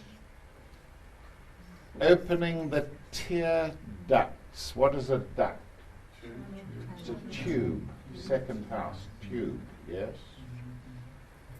How many of them? More than one? Yes, Aquarius, tear ducts. Aquarius ascendant, tear ducts, opening the tear ducts. Now where's your tear? It's got to be Saturn, Saturn suggesting sorrow. What would be better? After all I've said today. Saturn retrograde. Saturn retrograde. Opening the tear ducts. Yes, you see, opening the tear ducts, Saturn retrograde. Which would you prefer, Saturn or Saturn retrograde? You're really saying, come on dear, open your tear ducts. What are you saying to her? Have a good cry, yes, you see. So I would feel happy with Saturn retrograde there, but I thought I'd leave it. All right, let me ask you to build something around something else now there. Yes, something else.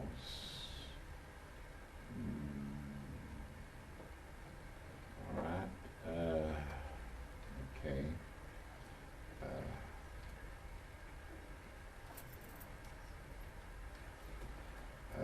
Pipes frozen up. Write it down. pipes frozen up in the hall.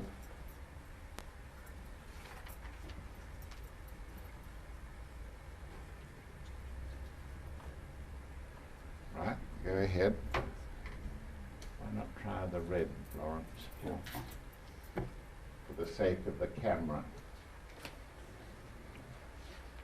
Well, the only thing there for pipes is second house, yes.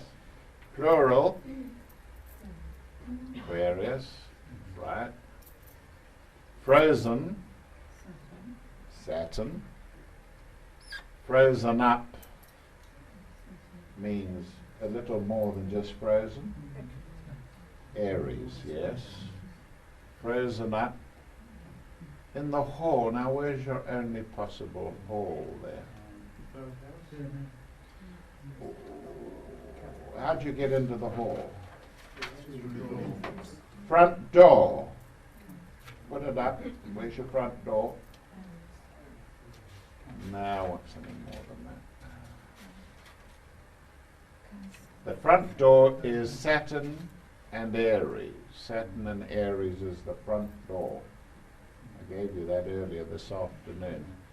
And so what would you say of Saturn and Aries in the second itself is the hall? Work it out. Is it right, Laura? Saturn and Aries in the second. Yes, it's a hallway. It's a hall. Now, what would you do for Pisces? Pipes frozen up in the hall. Underneath floor. What a mess. What a mess. Shut it down, Lawrence. What a mess. Pisces rules things that dirty, spoil, stain, mess. Pisces. Good, that's fine. Right, next one. Brand name, sorry? Anyone? Brand name on goods. I just have a query Yeah. about hall. Isn't Doris? no, hall. Isn't hall the Hall. third house? Hallway. A hallway where you have an opening a little bit, and where there is a hat stand, and where you have sporting gear like golf clubs and so on. Yes, a hall. I'm thinking of the part where they just come in the front door, and it hasn't yet expanded into a hall proper. Don't let's tear each other's jugular veins out. Entrance to the hall. Yes, entrance to the Entrance, hall. yeah. All right. Next one, number 5. Brand name on goods. Brand name on goods. Brand name on goods.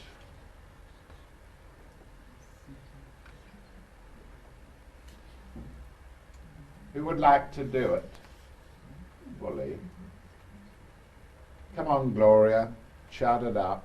Brand name being Saturn, Brand name is Saturn. and the goods second house. I want something more than yes. Brand name is Aries.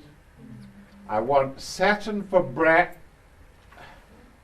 Saturn for brand name. Aries. Yes. Brand name on goods must be second, and Aquarius, more than one good. Yes. All right. Now your Pisces. Stolen. Pisces. Anyone? Well, brand name on goods smudged. Brand name on goods smudged. Pisces rules things that are dirty, are spoiled, are stained, are smudged, are inked, are grimed. Pisces.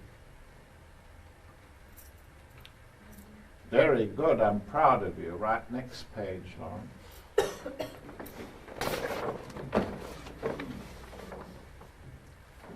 Saturn retrograde in Aries in the second. Yeah.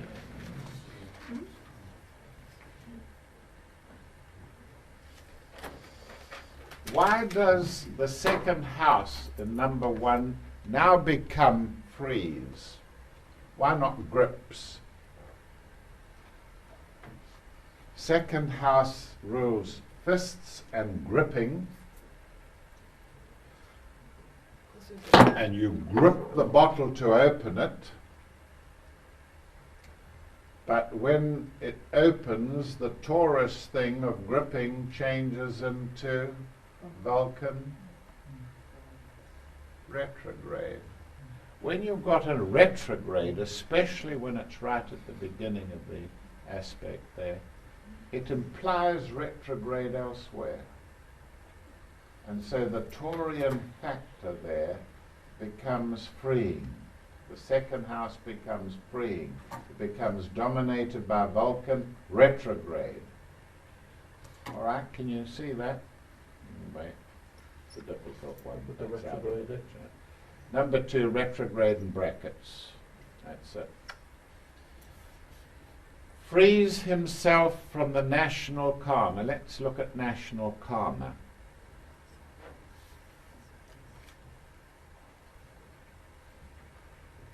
From the national karma. Well, it's got to be Aries. And I'm going to put Saturn retrograde there for this you haven't had yet, was for the rest of the afternoon. Saturn retrograde rules short-term karma of non-violent nature.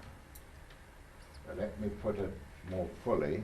Saturn is karma of long, long standing. Saturn retrograde is karma of short standing, and it's non-violent. What is the other planet that indicates karma of short standing? Mars. Mars. And it is violent. It's violent. All right. Frees himself from, yes. What are we missing now? The himself? Aries. Aries, yes. The Aries rules the verb to be. Frees himself from the national karma. All right. Now, will you please put in for me Pisces ascendant and suggest something for that? Frees himself from the national karma.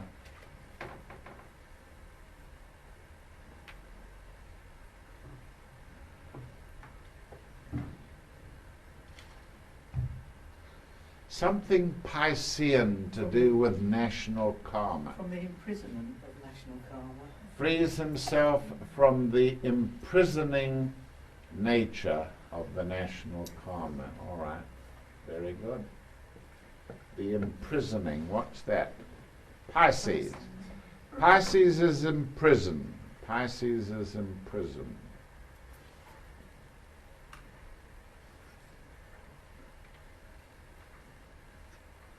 Okay.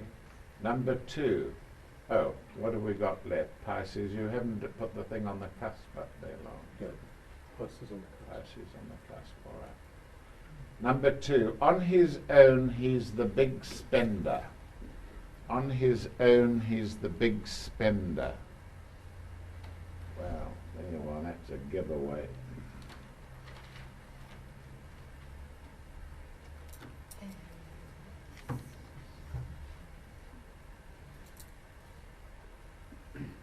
So what's on his own?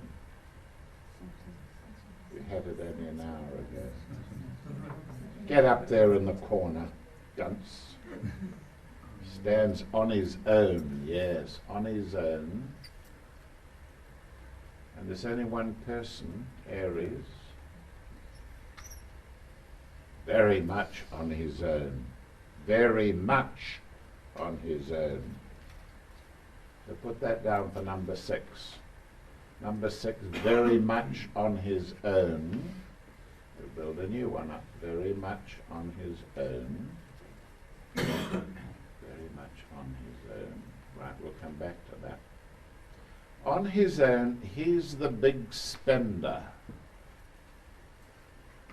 You see what I mean about a colloquialism? Big spender, big spender. It's not so much here in England, but in America they use it all the time. Oh, he's a big spender. It means that he thrashes his money around. On his own, he's a big spender. Big as what? And getting bigger all the time, yes. Filling up. Aquarius fills up, gets bigger. Spender, second house. And what's the quotation mark? Aries for quotation marks. That's it. That's it. On his own, he's a big spender. Yes, he's the big spender. Right, come on, Pisces with it.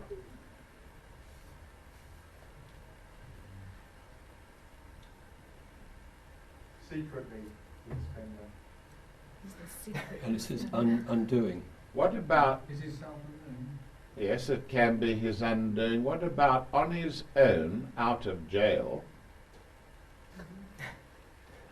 On his own, out of jail. Why is he out of jail? Second house. Retrograde. Retrograde, yes, retrograde. Retrograde implies Pluto retrograde, out of jail. Yes, on his own, out of jail, he's the big spender. Right, number 3. We're all going to fall now at the Sphinx. Given as second house. There you are. Second house gives. And don't forget of. Of is also second house. Belonging to, of, possessions. Given the name, Aries, Christopher.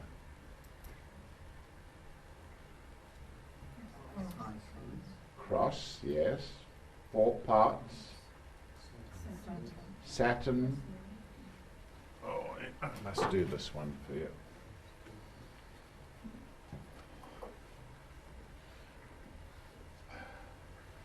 Cross. Oh. Bearing the cross on his back. Bearing the cross on his back. So the Saturn is the sign of bearing a cross. And you talk of the person as his cross is. That's his cross, isn't it? For this life. That's his cross for this life. So let's put down here number 7. Put down, is that his cross? We'll finish that a little later. So there you are, and Christopher, and that is usually enough for a word, a name, sorry. So can we have Aries with Christopher, because it's a name, the name Christopher. And can we have second house? And I'll give a special 1 mark reward here for anybody who can tell me why I put second at there. Saturn and Aries in the second.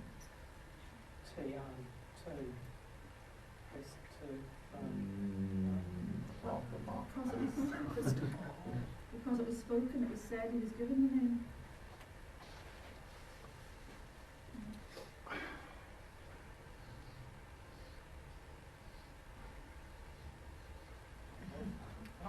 Make me an. There you are. Second house. Says, offers, speaks out, says, offers money. Retrograde. Yes, you could have retrograde Is there, it? yes. It's not really. Yes, Chris, that's not a cross. All right, now shove your old Pisces in somewhere.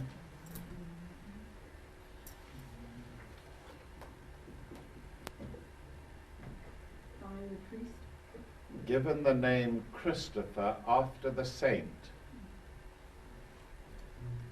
What about after the saint? Pisces rules saints, yes. Pisces rules saints. I haven't figured out what after is. Aquarius. Can you put 2 ascendants down? Put an Aquarius up above after. Coming after, yes.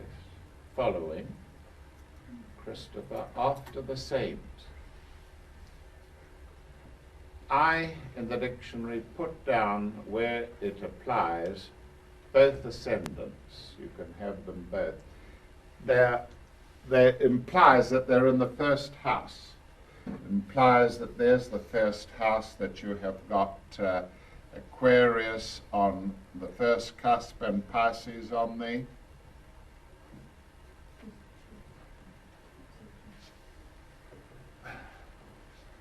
Am I entitled to put Aquarius stroke Pisces there as ascendant? Isn't the whole of the first house the ascendant? Well, I say it is. So you can put both those in there. You need not just choose one. You can put them in. Very often they work. They go very well together, suggesting that some of the first house is under the hegemony of Pisces and some of the first house is under the hegemony of Aquarius. All right, so number 4, expecting to enter the church. He gives them And don't ever fear to do that in astrology. You'll find some of that in the dictionary. You go as far as you can with an aspect and put down. Why not? It's implying that you can't continue, there's not enough astrological information for it. Expecting Saturn retrograde, because Saturn retrograde anticipates or expects to enter the church, to enter. Aries enters, doors, gates, openings. The church is Pisces, and we know what kind of church it is. He gives, second house. He gives them Aquarius.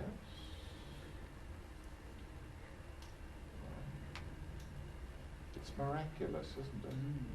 Isn't it miraculous? I'm giving you the most precious thing I know. Right, somebody give me an alternative to that now, please, with the swimming pool again.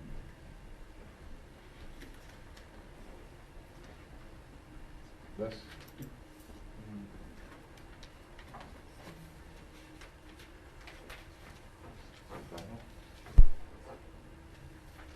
Had it gone on? Oh.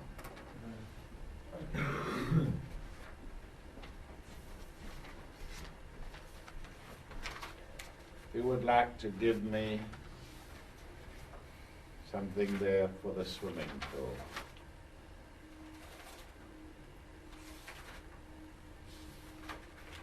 A donation for Yes, why not? Let's try it out. Number 8. Donation. Donation from a group. From a group, point to it, Lawrence. Right. Donation from a group, pause it. That helps you to eliminate. Donation to, from a group, Aquarius, from a group for a swimming pool on a riverbank is ignored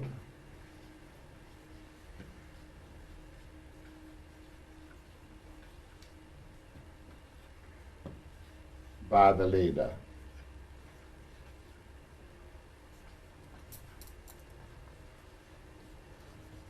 You know what? Pause it off.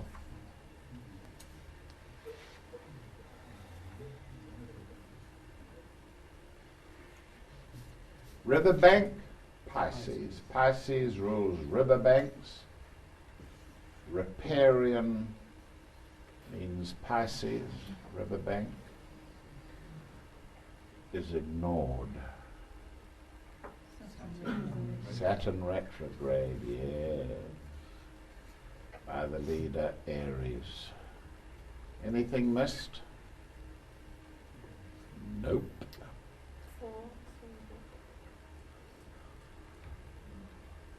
Have you got it all in? Yeah. Number 5, ask the Godfather to intervene. Ask the Godfather to intervene. Asks.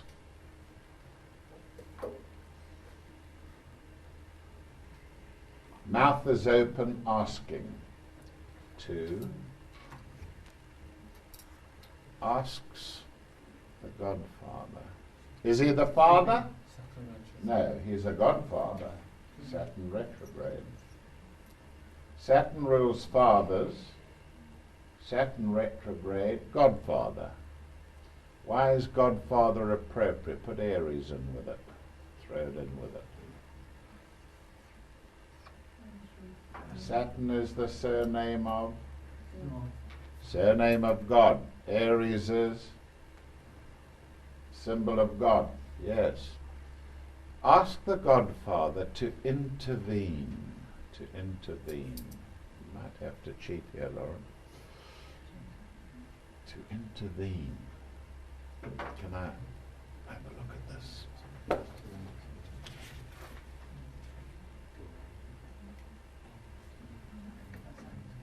Ah, naughty, naughty.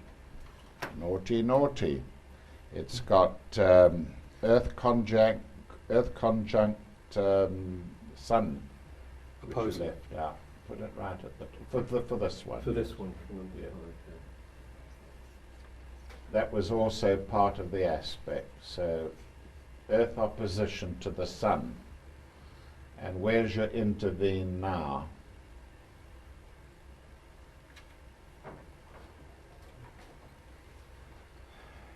Asks implies a son. Who asks? Who asks the Godfather? We don't know. It's got to be the son. So it's the son asks. So son, put son in next to 2. Yes, that's good. The son asks the Godfather to intervene. Intervene is Sagittarius, Earth ruler of Sagittarius. It's a little abstruse, of course, but it is right, and that is in the dictionary. Number 6, finish it. Finish it, all of you, finish it. Finish the aspect, very much on his own. Very much on his own.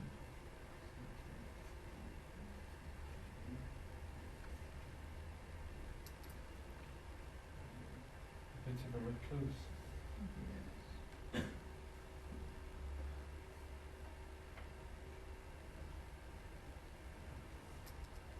Well, I've got one, but it's a very outlandish one. Very much on his own, he asks to be shrived. Shrived, sorry. Asks to be shrived. Who knows what shrived means? Forgiven.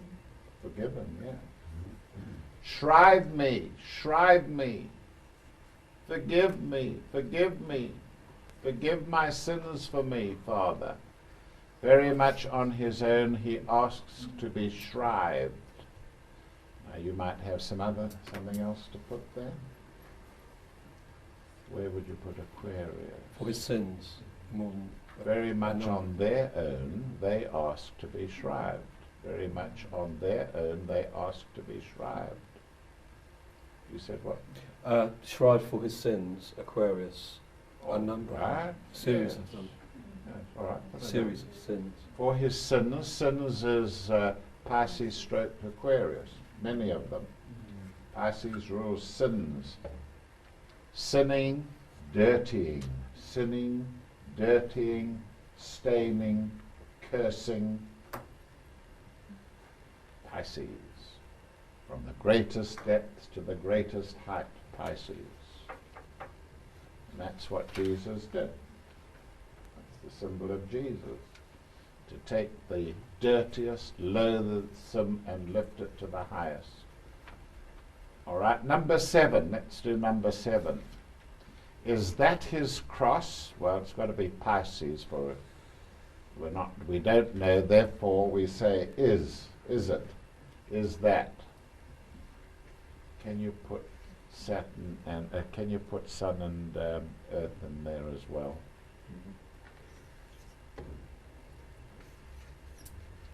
And that is Earth. Gemini is this. Here, close to me, Gemini. That is Sagittarius. Over there is Sagittarius.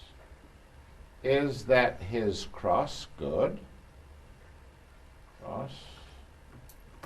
Is that his cross? Now you've got to finish it, someone. Is that his cross? Is that his cross? Can we have it is that his cross of wood? Of wood? Anybody know an Aries name for wood? What kind of wood? Oak. Is Aries oak?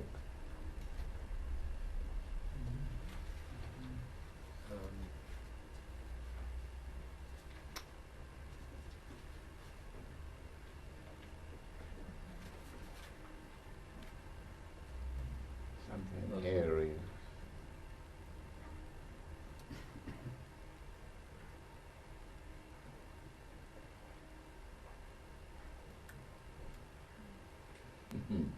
Pine again, the lone pine. Yes, there you are. Is that his cross of pine wood? Of pine wood. All right, we're sick of that now. Let's turn it over. Another one.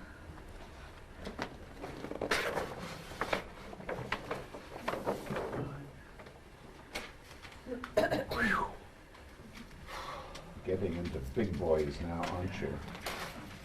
You better put up the other interception.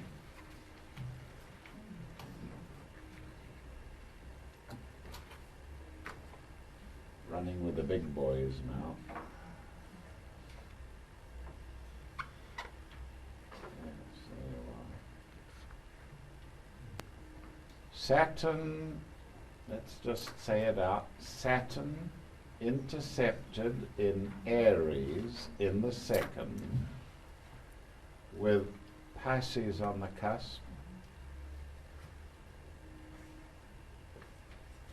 opposing Libra in the 8th with the Aquarius on the ascendant. There's 1, 2, 3, 4, 5, 6, 7, 8, 9, 10, 11 glyphs there. You're getting on. You're getting on.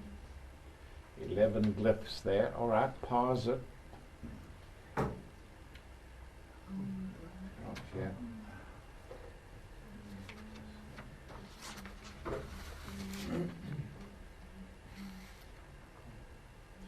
A contract can only be Libra. A Libra is a contract. Why would I be entitled to put in there also a fixed contract? Why? Second house. Not enough. Interception. Possibly. Fixed, you always look for Saturn. 2 or more fixed factors, fixed signs. What are the fixed houses? Second house, eighth house are fixed houses, aren't they? Taurus is a fixed sign. Scorpio is a fixed sign. Must remember these things. Must remember them. Tell you, some of you are not studying. Aquarius rising. Yes, Aquarius is fixed. The second house is fixed. You've got the eighth house is fixed. So a fixed contract to buy. Only thing there possible is the second.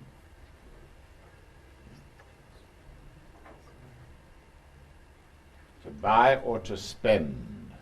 When you buy, it suggests somebody else's property. So you could have 2 and 8 there. 2 and 8. Yes, 2 and 8. And to spend, you usually spend your own money, unless you're a lawyer, then you spend somebody else's. Yeah. A contract to buy or spend. Yes. Just,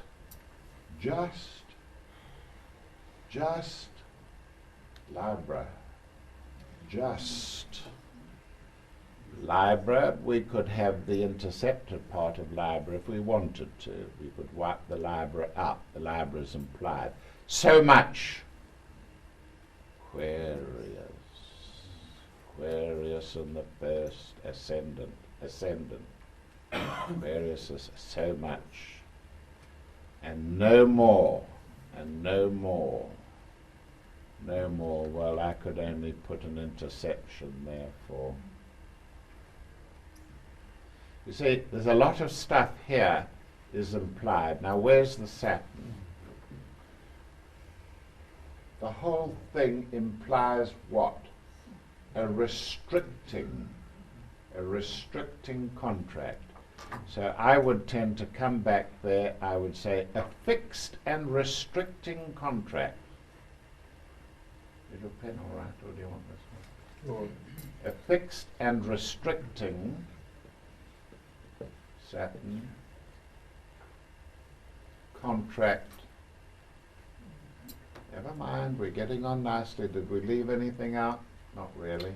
Aries, all right. Aries intercepted. Yes. Could be what? It's both Libra and Aries because it's a document. There's a document. Yes, for a the document. So we could really say there, a fixed document, a contract restricting to buy. Document there. Do you see how in astrology that there are certain things that group together, and where you have Aries as a document, you have a contract opposite it in Libra. Could you have, for and no more, could you have the Aries intercepted there? Because, no, I'm thinking. One sorry. single. No, I'm thinking. I'm not going to go on with that one because it's très difficile. Number 2, such a big investor in car manufacturer emerges. Yes. Where's the investor there? Saturn rules investments in heavy industry, big business is Saturn. But I'm going to put Saturn in the second therefore, and Aquarius, sorry. Aquarius. Saturn in the second. Yes, there's your big investor. What makes it near to a superlative is such a big investor. Such a big investor. Wow! So it's got to be Aries, yes. Such a big investor. Car manufacturer. Where's the car there? Right, good. And who makes the cars? Saturn is a manufacturer. 8th house is somebody working with sheet metal or metal. Such a big car manufacturer emerges. 8th house emerges. Good. emerges. Yes.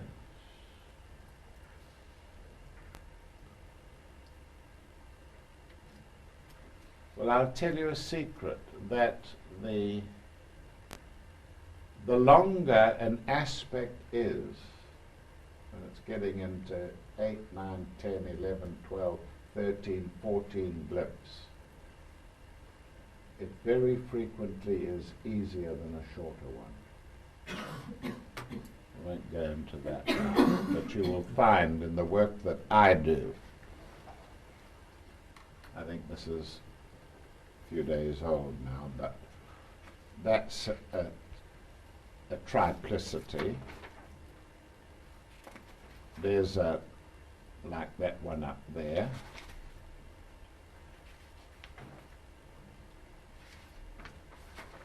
But generally speaking,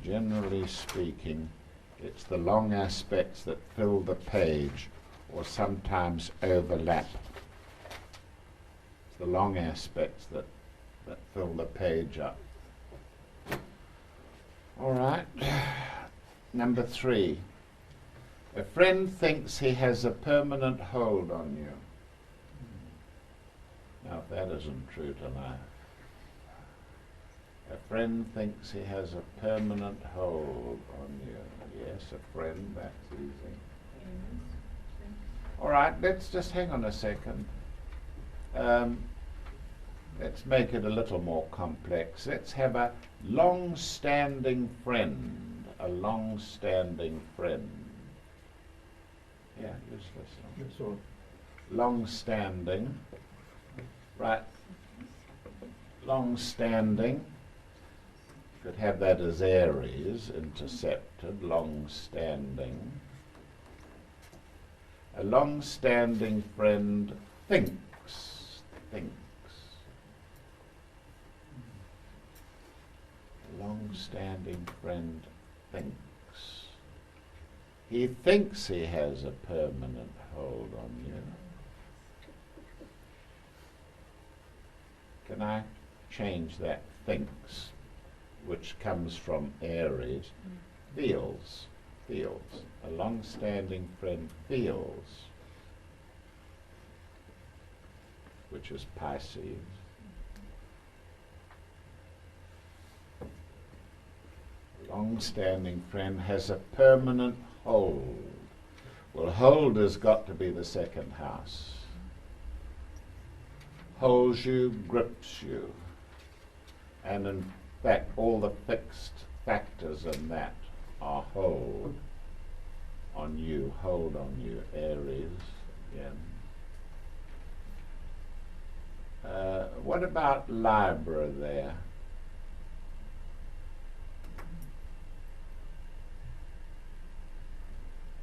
Why not call it a long-standing friend and colleague? And colleague, Libra rules colleagues.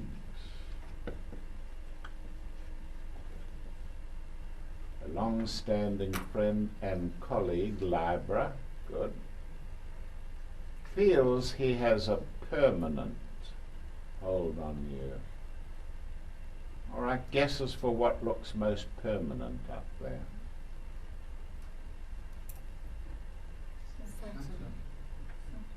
Pardon?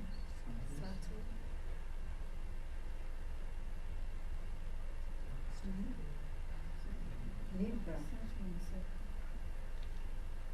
Aries.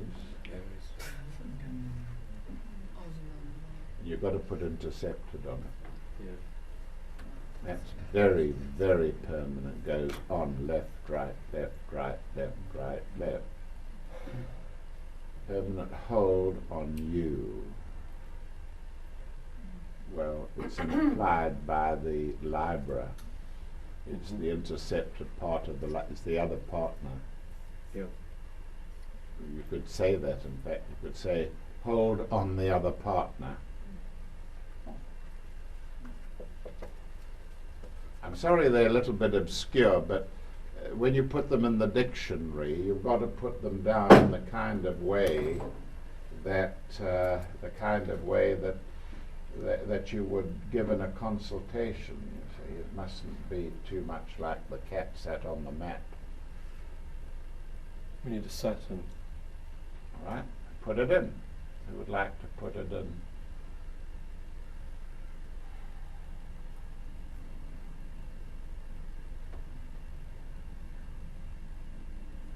Colleague.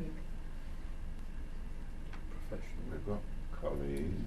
Professional colleague. What about an old Professional. friend? Could be an old friend, yes. Old standard. You've got to give me another word for old, because old could mean a young person. Couldn't it? Mature. Elderly. Mature. Elderly. Elderly would be better. Elderly, an elderly, long-standing friend. All right? Here comes the medical one now. Same aspect. Chronic nephritis with lack of sphincter control of the bladder.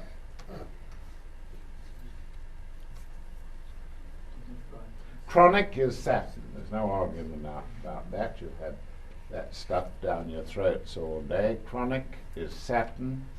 Nephritis is a kidney complaint. There's only one kidney there. Libra for kidney.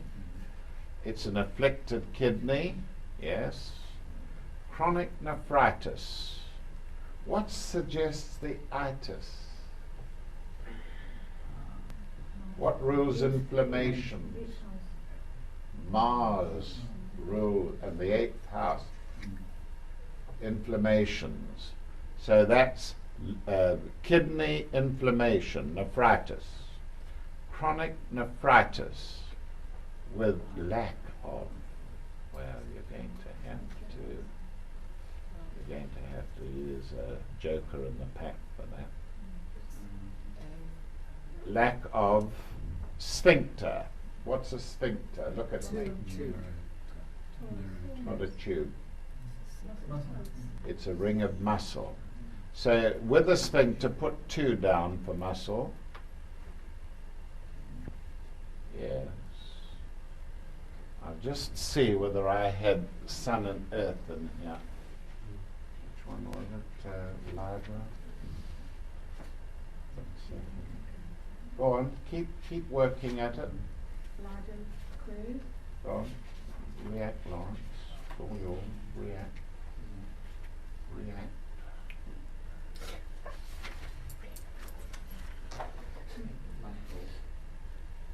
Well, Cancer descendant. What about Aquarius for bladder, Gloria said? For what? Aquarius for bladder. Oh yeah, for bladder, yeah. The bladder is Aquarius, yes. Control is Aries.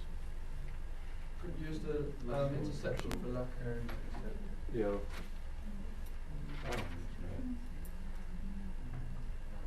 Yes, the lack of is weak. It's weakened by the interception. Yes, I said that.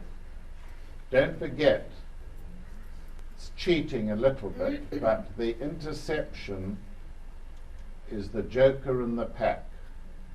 And what does that mean? Use it anywhere. You can go anywhere, and if you really are desperate.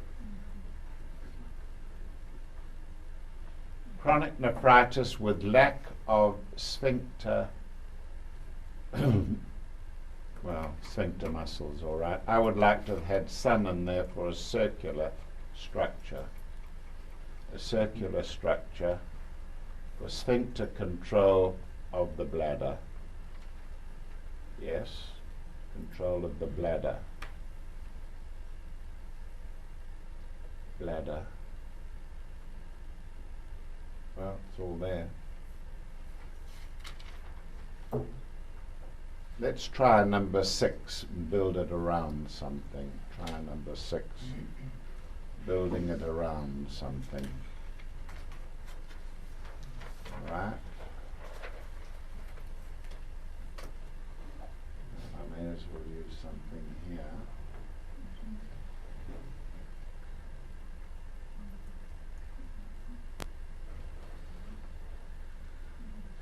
Let's try this one. Write it down, Lawrence. He's still paying for his divorce. and she gets credit on his name.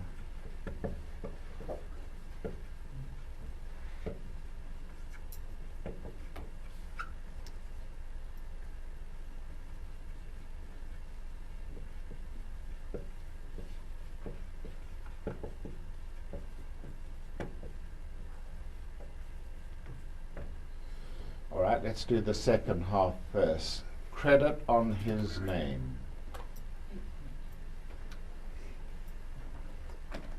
Well, look at the Aries intercepted in the second. On his name, credit, second. And it could be 8 as well, couldn't it? Yes. You see, when you get two things together like that, the second and the 8th, you have to see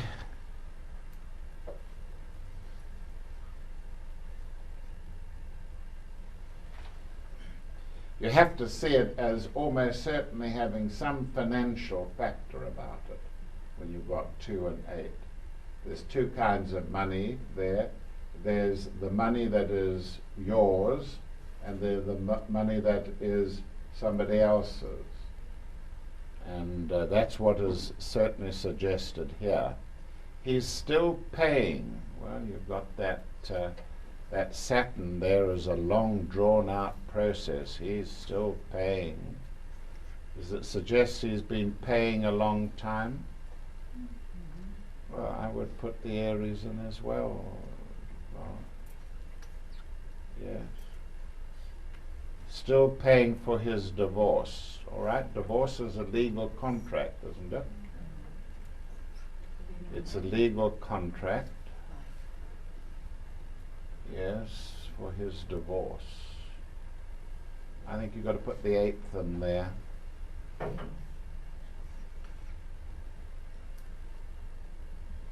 I would like to have Venus in there. Don't you think so? Venus separating. The trouble is it could have been a separation, you see. He's still paying for his divorce, and she, now where are you going to get the female aspect there? She, sorry, somebody said She. something. Well, Pisces is female.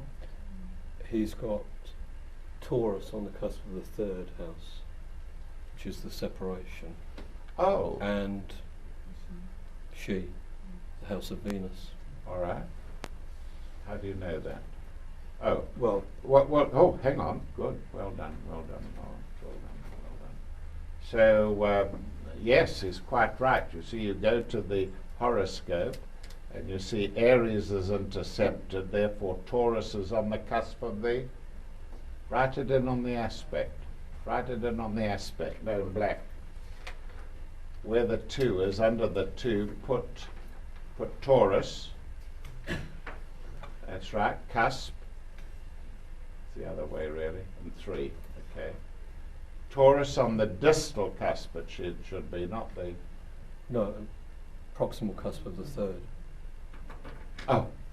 All right. Distal cusp of Aries the is 2nd. there, Taurus is there, Distal cusp of the 2nd. Okay. proximal cusp. Yeah. Right. So we're quite happy with that. Turn over. Oh, So she, no, here's this dreadful one at the end here, number 5. Yes. She gets credit on his name. That's getting a bit abstruse. Stay the same just as you are now. Well, really, that's a hard one. Stay the same. What rules things that are even, the same? Libra. Libra rules things that are the same. Homeo, the same. Yes. Stay. Aries. Aries. So there you have it again. Stay the same. That's what I said a little earlier, the way that certain aspects in astrology cluster together. And here you've got Aries and Libra complementing each other, intercepted. Stay the same. Stay the same just as you are. I am, thou art. The verb to Yes. Libra again for just.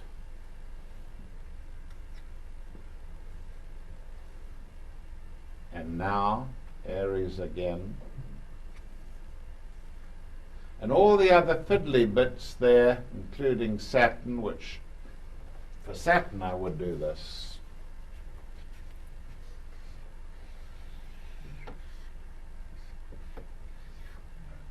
Doesn't it imply that all the same? Stay the same as you are now? Crystallized. Yes, crystallized, Fixed. conservative, let's change it, don't rock the boat. Second house as well. 'cause it's Second fixed. house. Yeah. Oh, Lawrence is getting excited.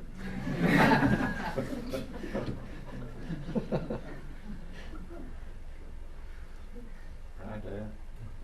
Turn it over.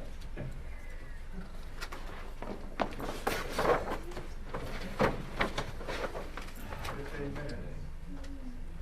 15 minutes. 15, All right. Is that the end of the whole roll? yeah. Can you put in the other feature, Lawrence? Libra again. Now the same thing over again with Saturn retrograde. With Saturn retrograde, yes. Halting suddenly on the steps. Well, suddenly is Saturn retrograde. We did that a little while ago, but also don't forget, if it's a violent suddenness or a rough suddenness, it's Mars. Mars is sudden, but it's a rough one. Saturn retrograde is a suddenly, surprisingly, which is gentle, not traumatic. Suddenly, on the steps is Aquarius. That's it. Halting on the steps. Yes, we're going to have to add something. There's too much implied here.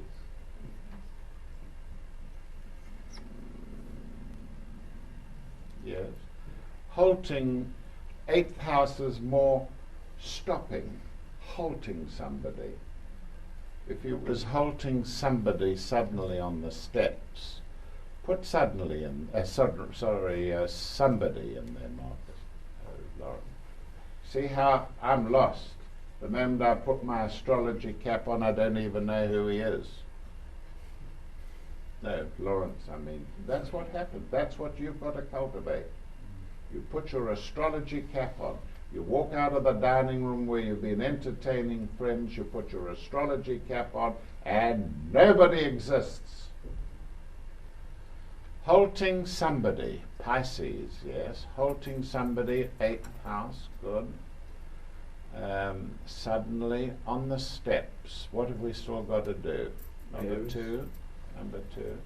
On the steps, what else? Well, it's, Go on. well, the ground. Stone steps. Stone steps, yeah. Stone steps. Yes, stone steps. On the flat stone steps. On the flat stone steps. That's the lot. What's flat? Libra. The same. Flat. Steps, Aquarius, halting somebody. Stop! That's Mars. Mars, Scorpio, the 8th. Stop. Halt! Who goes there? It's your Mars origin. Halt! Who goes there? Soldier. Halt. Mars. Stop. All right, number 2. Crystallizing attitudes about money. Well, Lawrence is so excited about that crystallizing. Saturn retrograde. It isn't really a crystal, is it? But it's a Saturnine process, therefore it's Saturn retrograde. Crystallizing attitudes, Aries. Now, hang on a second. I'm going to suggest you start that off with the same old crystallizing attitudes. Yeah. The same old crystallizing Libra in the 8th. Libra, yes, same. Old, Saturn retrograde again. The same old crystallizing attitudes about money. Money, about should be intercepted. It could be Leo or Sun. About money and its use. Yes, and its use. All right, let me just explain something to you now. Saturn uses. It is the great user. One of the significators of Saturn or slogans, keywords is I use. I use. I use people. I use places. I use things. I use is Saturn. I am used is Saturn retrograde. Being used, Saturn retrograde. Usable. Usable. It is still usable, Saturn retrograde. So Saturn is the great user. Almost everything else is Saturn retrograde. I am used. Very important there. And it arises here. And its use, how it is used. Saturn retrograde. Crystallizing attitudes about money. Good. Number 3, anticipating the leader or general's, apostrophe S, please, special orders. Saturn retrograde for anticipating, expecting. The leader, Aries, yes, I would have put the interception over all. General, yes, it's the same thing, isn't it? Aries rules the general and the staff, military staff, whereas Earth rules the modern soldier. And the soldier of old days wearing red uniforms and so on is Mars, going rapidly out now. And what's going to take the place of militarism of Mars, because militarism is finished, it's dead, it's dying. What's going to take its place? Astrology. Astrology. Astrologically speaking, it's going to be astrology. The science of astrology will take up the slack, the space left by militarism. All right, I know you don't believe me, but there you are. Anticipating the leader or general's special orders. Well, Libra for orders as well. Libra because of Uranus. Uranus, the authoritarian, issuing orders. Second house as well, please. I shove it all there. Special orders, Aries, a lot. Orders from a general or somebody like that, or a leader. Number 4, aircraft carrier struggling on its own at sea in the Pacific. Lovely. This is a lovely one. I'm not going to help you. First of all, do the Pacific for me. All the things that could be the Pacific. Look at it. It's flat. It's calm. It is extensive.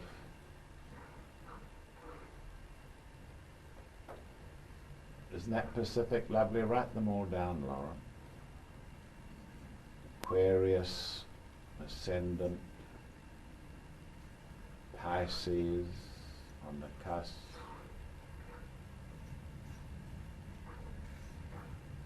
Yes. Libra intercepted. And that's the name of the sea, Pacific. Peace for Pacific means peace. Aries is the name of peace. Yes. Why have I insisted on putting Pisces there where there isn't a river bank on the Pacific. Look at the first part of the translation. It's about war, aircraft carrier. And usually Pisces rules naval engagements and things at sea that tend towards militarism at sea. All right, aircraft carrier. Well, carrier's got to be Saturn retrograde, yes. Aircraft is Libra and they're military, so they're 8th military aircraft carrier, struggling. 8th house struggling.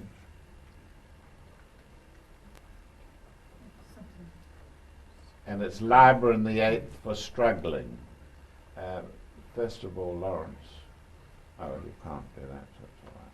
I would have left the intercepted off the top of Libra for aircraft, but I would have had it back again under struggling. Libra on its own is peaceful and calm. When it is intercepted and adverse, it can be struggling.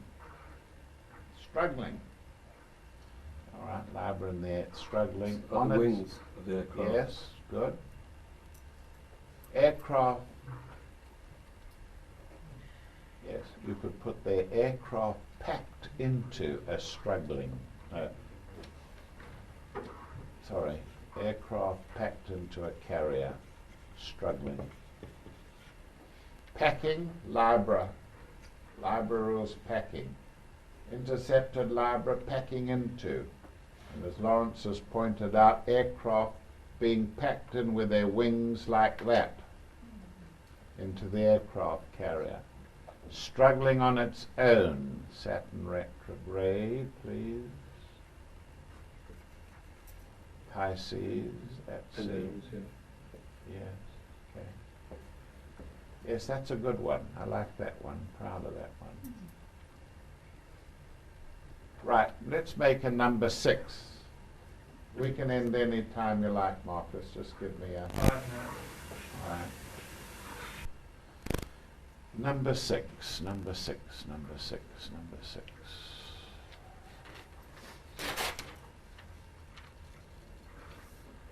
Let's take that aspect and do something else with it.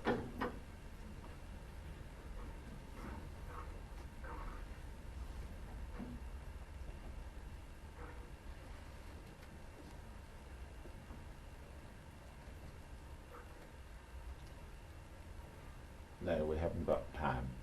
Drive a wooden stake through the heart of the vampire. Drive a wooden stake through the heart. Do it, Lawrence. And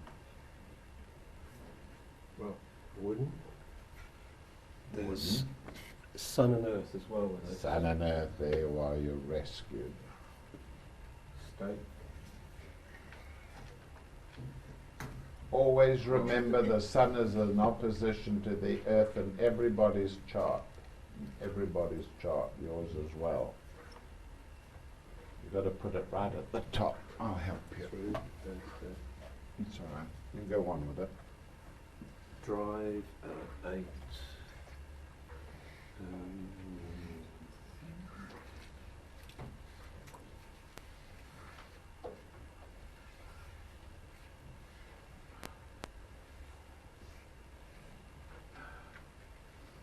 We need Saturn retrograde and Aries and Libra To fit it into there, intercepted. drive a wooden stake through the heart of the vampire. I'm not getting... Vampire's not enough. What does Libra rule? Circulation. Lungs. Balance. Bellows. Bellows, yes, bellows, and with Libra in the 8th and an intercepted Libra in the 8th suggests vampire. Yes, vampire. And the 8th suggests what? Blood. 8th house, blood. So that's a vampire, the heart of the vampire, yes. Drive a wooden stake through the heart of the vampire, yes. Saturn retrograde. Let me see what I did with that. Saturn retrograde. Through the heart, we've got that. It's the... all right, we'll have to add something to that. Could it be the vampire? Hang on a second. Yes.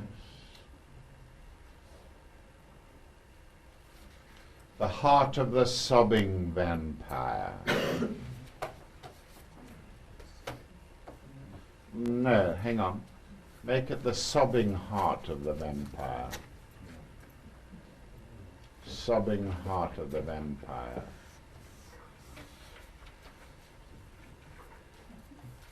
Yeah, all right. So that now leaves us with one last one, which we can put together. Something to do with a bridge. Let's do a bridge. A bridge. State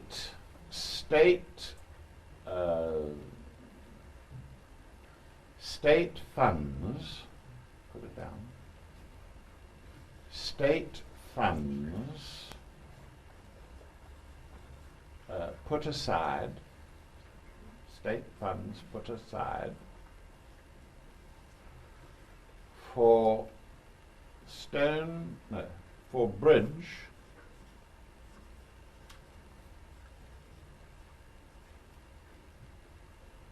over, intercepted, The river. over, no, you've only got the 8th and you've got Aquarius left now, you don't have to take Sun and, River. where's the, oh I see you mean Pisces, yes, over the river bank,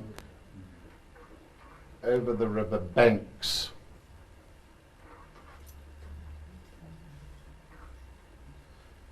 I'm going to hang on. Over the delta. Delta. Why delta?